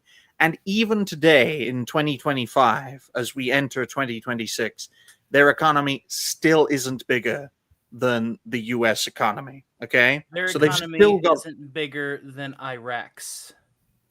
well, they've still got a long way to go. Tony is what I'm saying, and I think Red China is living proof that their ideology doesn't work because they had to bend the knee economically in order to survive and thrive. Unlike most of their fellow communist nations, which didn't bend the knee and got wiped out, except for a tiny few, including their neighbors. Some of their neighbors. Yes, their neighbors, aka their subsidiaries and puppet states. Yes. If you've done your homework and you know your history, you know that there is city-state nations out there that act as envoys and emissaries of larger, more established nations. That is literally what some of these countries surrounding China are. It's like going back to sending an agent out there, send a suzerain out there to have delegations. With their city-state neighbors. Like pacifist countries, like I don't know, Tibet, that had been pacifists even since the times of Genghis Khan, and he was cool with it, and he didn't subjugate them, and he didn't make them move out of their native homes. He was totally down with it. Oh yeah, you want to live with reincarnation? That wasn't until somebody decided to build a shitty wall. Yes, sure. Why not? You guys want to stay living there? Hello, Hungarians. I noticed that you have a baseball. You're gonna need something more than a baseball to break down my shitty wall. Hey, he was totally okay with it. Hey, every once in a while, send me some goats. I'm totally cool with it. Just to let everyone know, though, only 3 countries can adequately rule East Asia, and that's either America, China, or Japan. The Japanese had their chance, and then 2 suns got dropped on them. America is practically, through its allies, running the region, and China has never really been a world power. It's always been a regional power. They've done their own thing. What was that? They're more of their let's do our own thing. Well, yes. When you have 12, it's only touted. They're homogenous. It's an homogenous nation. Yeah, it's only touted as a world power because Western media paints it that way. But can they please keep Hassan Piker, because I don't want him here. If he wants to go, I'm willing to open up a GoFundMe, Digny. As long as the guy wants to go to China, I say let him. I second that. The proviso is he's not coming back. Like Rosie O'Donnell. She can stay in Ireland. Just saying. I just think it's rich, man. It's so rich when you think about it, because it's so strange looking at it from an outsider looking in. Hassan electrocutes his dog, and then suddenly he gets an invitation to Red China. Well, for me, that would have immediately triggered a revocation of U.S. citizenship. I mean, I'm sorry. Seriously, that there are some limits. There are limits. Hassan is in China, apparently. Yeah, he says he's there, and I would give my last cent. He's trying to get back as hard and as fast as he can. Well, guess what, buddy? It's a one ticket. Stay. You don't just walk into China. I mean Mordor. I mean China. Okay? One doesn't just simply walk in there and then walk back out. That's just Well, what's so sad about Red China is, their systems of control, to keep an eye on the whole population. Those systems come from the West. Yeah. The same systems that were used by Americans to effectively keep records on Iraqis and Afghanis during the occupations of those 2 nations. The Chinese basically just stole that and incorporated it into its own population. So if you want to know who was the key tool maker for the monitoring and suppression of 1 billion Chinese, sorry, it was the U.S. technology that made that happen. Yeah, absolutely. I just have one kind of question. you know, Sure. what you know, because I haven't looked at his background, Mhm. but if you were a an immigrant coming to the United States, part of taking the oath of citizenship is declare your allegiance to the United States and forego any allegiance anywhere else. And yet, recorded on the internet, we have a statement from him saying, I don't have any kind of patriotism in my heart for America. He was So- arrested for having a Mao meme on his cell phone. Yep. So maybe what we got here is an apology tweet or an Yeah, apology. he's rehabilitating himself, and Mao is to Red Yeah. China what George Washington is to the United States. Even though they don't totally follow what he did, it's still the same regime that's supposed to abide by the same principles. So no, you don't mock the founder. Yeah, No, and it's again, not something you don't go out of your way to piss in people's Cheerios. It's just Exactly. Yeah, and I'm just wondering. It's like, okay, so some people are defending what he's saying. Great, more power for them. Freedom of speech and all. But again, if like some other celebrities, if you're really happier somewhere other than the United States, go for it. Go for it. Enjoy your life.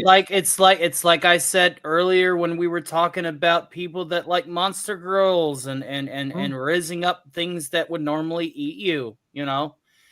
If that makes you feel good, do it. It's I want to get that clip from Demon Knight with Billy Zane walking up the stairs going, "Makes you feel good, do it." I like the sound of that, Mr. Rhodes. Because I mean, because that's if it makes you feel good, do it. You only have one life to live. At least have fun doing it. But don't just sit around. I know. Well, I know we're pressed for time, folks, but there's a reason my mentor and I have pushed the narrative of hashtag Deport Hassan, because he's not fully American. He was born in Turkey. He migrated over to the US and became naturalized as a result. So if, through the letter of the law, Hassan is not totally American. He's Turkish American. Yeah, he was born and bred in Turkey, so they should have him back. Hashtag Deport Hassan. And he is completely anti-American in his thoughts and in his politics anyway. Yeah. And he could probably make a great career in Turkey, right? He's made enough money in the United States.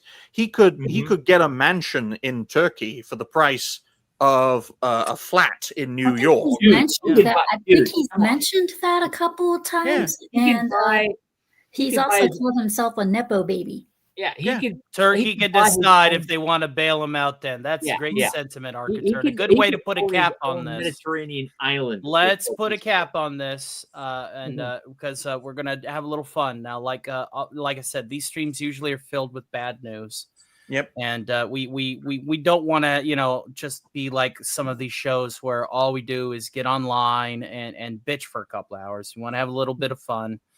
A little bit of some downtime. Now, some other shows, they like to talk about the movies that they love. Some shows like to play a few games or whatever. I like to do a little bit of everything. And today's segment for our fun is reacting to some AI slop. As everybody knows, I'm a big fan of Rick and Morty. It's one of the best voice combos that I can do. So I've harvested, speaking of Sora AI, that was referenced and mentioned earlier in the show. We're going to react to some of these videos that I've harvested, and we're going to see that the AI understands the assignment of Rick and Morty sometimes more than its current list of writers. So let's go ahead and get right to it. And a hail to Mary Stone. It's good to see you, hon. I'm back. I promise. And hopefully we can, maintain it at a healthier pace, and I don't end up being live every day to the point to where I get sick of it again. So let's go ahead and pull up some Rick and Morty AI slop and have a few laughs before we call it a night. That sound good to you, gentlemen, ladies and gentlemen? Sure. Mhm. All right. This is and I love how they named it interdimensional cable. We're a fucking AI. Let's just go back. Let's just go back. Look at this. The AI understands the assignment. Wake up, Morty. We're a prompt. We're a fucking AI. Geez, Rick. Oh, what? Come on, let's go. It's just like, Oh, look at his face. Look at his face. Be AI. No, I don't want to be AI. I don't want to walk right through them. Jeez. Dude. And this is actually, I'd say this is a hilarious representation of Rick and Morty. And if you put enough of these together, you could make a Rick and Morty series. Oh, yeah, definitely. Now, obviously, we got to skip past this part so the copyright goblins don't get us. They just put that in there for whatever reason.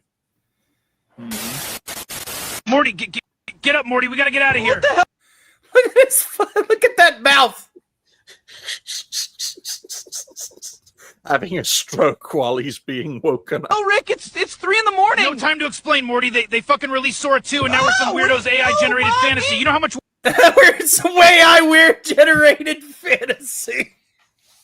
But this is the future of entertainment, whether you like it or not, folks. This is the Oh, yeah, future. for sure. Oh, yeah, for sure. The democratization of technology. It will be like everyone having a nuclear weapon in their pocket. Oh, yeah. I'm we're wasting right now, Morty. Absolutely. Did you I'm see all how for having a portable nuclear reactor in my back pocket. Oh, yeah. Oh, for sure. Are you kidding me? Hell. Well, Tony, they don't you know they use the green teleporter thing to teleport through the wall instead of going through the door. They definitely used a portal gun, Morty. Oh, jeez. All right, Morty, check this out. It's a microspatially compressed combat organism. That's definitely a Rick-sounding rant. A.K.A. a Bakugan. It just looks like a little... It's a Bakugan. Here, let me scoot everybody over here to the side so we can see it. ball, Rick. Yeah, until you roll it. Boom! Dragon in your face, Morty.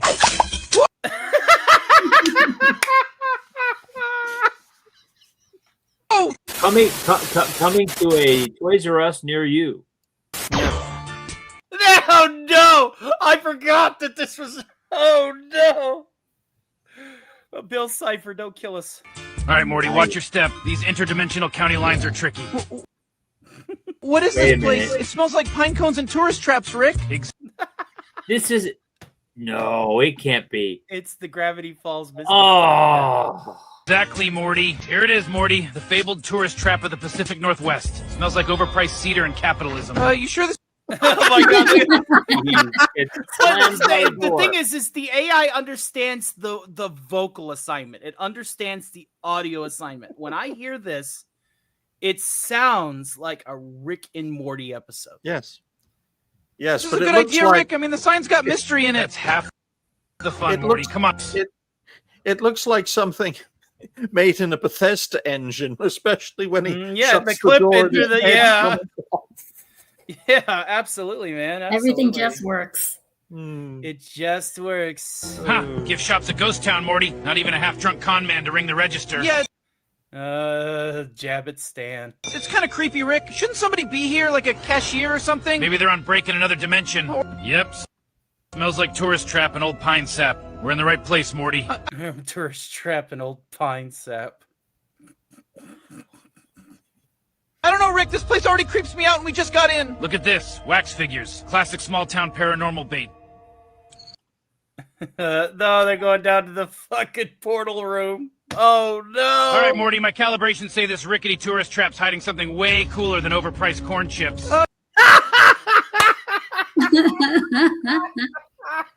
It's like we're actually watching a Rick and Morty It's episode. fucking nuts, ain't it? This Like, is- damn. If this is what season 8 of Rick and Morty is going to be like, I'm all for it. Oh, yeah. If this is Remember, season 8, 3 I'm all years... for it. According to Arcatur, yes. Remember, 3 years ago, Will Smith eating spaghetti required access to corporate mainframes, cost a fortune, and looked like eldritch body horror. Yeah. Absolutely, absolutely. Now, this is a good point to discuss here for just a few seconds, just a few minutes. You know, whenever the VCR dropped initially back in the 80s, it was very, very expensive. It was like $1,200 in today's money to get a VHS player. Then as the technology become more commonplace and become more readily available, its price went down to the point that at the height of the VHS era, $40, and you can get a tape deck. Easy. So, like, this is just another case where the AI started in its prototype stage, and now we're here. It's still a little overpriced, but give it another 6 months, and everybody's going to be able to do this on their phones. Yep. For like pennies on the dollar. And within a generation, this will become ubiquitous, assuming humanity survives another 20 to 30 years. Mm-hmm. Yep. Could it just be like soda, Rick? Nope. Look at that spike. There's a door back there, encrypted. Twist right here. Boom. Secret drink machine, my ass. Whoa, there's like a whole door back. Look at it. The AI. And look, Rick acknowledges that the AI is too confused to have him climb down the He's looking at the camera being like, animators, how do I climb down? Plastic weird Uncle camouflage. Whoa, he goes right through the... All right, Morty, welcome to the mystery shack. Right through the ladder. Look at that portal. That portal's obviously a little bit different than the McGucket model, but yeah. It looks like... It's real mystery, yeah. It looks like a mixture of the Illuminati symbol and the Ace of Spades. And with a Stargate around it. Yeah, looks like a Stargate. Place wasn't on the brochure. Jeez, Rick, it's like way under the ground. Why is there even a window down here? So you can admire that gorgeous hunk of forbidden tech out there. All right. You can admire that gorgeous bit of forbidden tech right there. Wow. Good to see you back, the Lombardi 1969. Now, if you like this kind of stuff here, I want to give a shout out to the show that does a lot of reacts to AI slop on the regular. I want to give a shout out to Stupenzo and Tales from the Dark Side, where one of the many return attractions is he will find the craziest AI slop available, and we all sit, have a few drinks, and laugh at it. So shout out to you, my friend. I hope you're doing well. Morty, just gotta reroute the power through the... hold on. Rick, the ground's shaking! Yeah, no kidding. Brace yourself. Oh, no! Oh, no, it's all over now. Now this has turned into a Stark of Iron episode. I'm sorry, guys. I knew this was going to end well. Now it's turned into... I just love a dramatic entrance. Skulls, is that bad? It's never good, Morty. Uh-oh. They gave him a mouth! Well. Look who finally crawled out of his multiverse Yeah, lab. glowing triangle, big whoop. Oh, my God. There's a YouTube short, a series that I need to continue called The Elevator, and one of the first two encounters was Rick and Bill Cipher. Now I remember why I downloaded this. I was just like, oh yeah, this is like the first episode of The Elevator. You gonna monologue, or are we skipping to the part where I regret coming here? Look, I knew this was wrong from the moment that the inside of the Stargate looked like a Ouija board thing. It does. It does look like a Ouija board lens. Yeah. Absolutely. Yeah. It's like, Welcome back, Miss Sparkles. The Dollar Tree Dorito. Lol. Good to see you, Mary. Hold, Morty! The circle of multiversal responsibility. Rick, they're all staring at me. Can we not? The holding up thing. Some moons rise, so others may fall. It did. Oh man! I like how the AI gets the title card. The title card. Look at that title card. You know, just a few months ago, this would have looked like absolute trash. This summer. Using reverse aging cream. Just a dab takes years off in seconds. Look how many rows of teeth they gave her. Wow. Use too much of that anti-aging cream, and you will have teeth like a shark. Use too much of the anti-aging cream, and people will know you're from France. And Balthazar, what did they do to your mandibles? Wow, man. Beldar. Whoa. Okay, that's a little too much. Whoa. Wait, no. Who's left next time? Oh no, she unexited. Results may vary. Michonne existed. Results may vary. Ha! Look at that face, Morty. Yeah, the one staring through the screen. They don't even have the invite yet, and they're still wishing they could crank out videos like this. That one's for you. That one's for you, Shrubby. Right there. I don't know if Hey, keep wishing, pal. Maybe one day the multiverse will pity. There you go. Right there. Being lectured by this this Marty McFly looking unibrow. No, it's the other guy. Doc Brown unibrow loon. Oh, jeez, Rick, where does this portal go? Shut up, Morty. Jump in. Rick, is that God? No. No, it's a Pokemon, Morty. That looks like a Lugia, yeah. No, Morty. That's Nintendo on steroids. I knew it. I knew it. Oh, man, Rick, these are so good. Best chips in the whole galaxy. Morty! That was the last one! Do you even realize? Those chips came from an entirely different galaxy! What? Look at his hand! Whoa. Rick, I told you not to grab the Infinity No. Stop for a second. How many hands does Rick have? Yeah, look how many hands holding the bag. Look how many claws. Hey, I'm not judging. Guess not anymore. Fine. Nobody finishes the last chip but me. We're going back right now.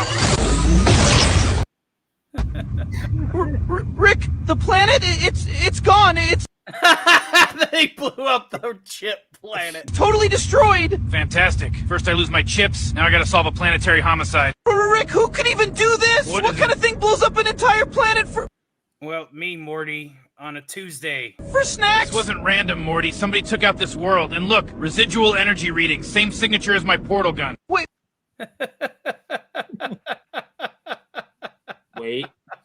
Wait for it. Wait, are you saying you did this? No, Morty, not me. But someone out there has my tech, or worse, an upgrade. Look at the size of that thing. What is that thing? Rick, Looks like please tell me that's like a floating space mall or something. Okay. Sorry, Morty, but that looks more like the jerk who just ate the rest of our chips. Oh, man.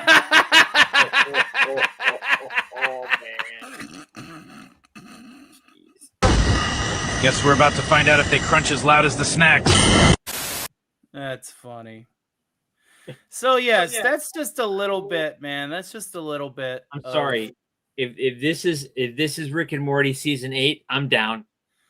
It I'm just down. goes to show you that the AI understands the assignment more than Rick and Morty's current writers. That's really the point of all this, is to show you that Rick and Morty has always done better when it was loose and improv and going with the flow. And because, the AI is at that point of procedural generation to where it's more intrinsically Rick and Morty classic than modern Rick and Morty. And, as somebody who doesn't really like using AI for anything,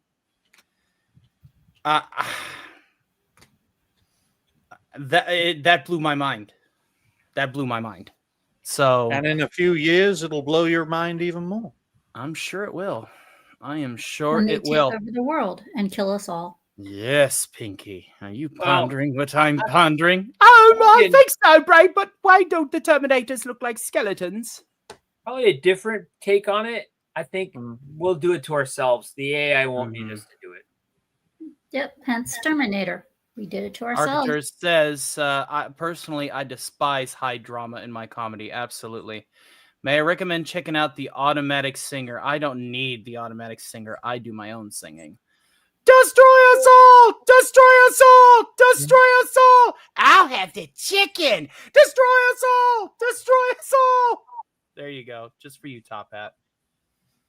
All right. Well, thank you guys again for coming out to this wonderful, wonderful episode of StarkCast. This has been StarkCast Mk19.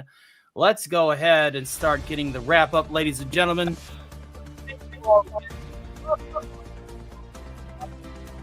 Unless Tony's voice disappeared. Information and entertain. What, is my voice gone? No, it disappeared and then it suddenly came back. I don't fucking know. I just work here. Dignified cartoon gentleman, what do you have coming up down the pipeline? Well, tomorrow I'm taking a day off, the first day off I've had this November, and then from Sunday onwards, expect more network videos, expect more network shows, and expect more network videos from network shows, including from this network show. I think it was a fantastic first show, Scott. Here's to it being the first of many. And Theta, good luck on the Quinjet, okay? Good luck. Keep flying. Live from the Mile High Club is Theta of the Grid #1. Hail to you, sir. What do you have coming down the pipeline, my friend? I'm going to be doing Cosmic Theta Theater tomorrow night. We're going to be watching Total Recall, so if you have some time, come check it out. Sounds good, brother. It's always good to see you, and I'm glad that we were able to get you at the very least back on the air after a recent clarion call, and I'm glad that plenty of people have answered and were able to reach out and to help you. Scooby! Yes. Plugamus Prime. Okay, so Monday, hopefully next week will be able to finish. I will start to try and finish Silent Hill F. So help me God, I will finish this game because I like it. It's interesting. As long as in real life doesn't start happening to me again. Saturday, 5 p.m. Eastern. Scooby Pup's podcast. Guest will be the real Tomby. So come on down, check it out. It's going to be a lot of fun. And I'm working on a few side projects here and there, so keep an eye out for those as well. Remember to like and subscribe. I just added a new tier for memberships. In my case, I added in Top Dog, which gives you the ability to become a co-host, a guest star on podcast, a guest star on Scooby Pup's Refuse videos, or gameplay. And just come along onto one of my games and play along. Fantastic, as always. We got a lot of work coming down the pipeline, including a series for all of you Has-Been Hotel fans out there. I have already added a bit to the workload that doesn't involve me being live, thank the Lord.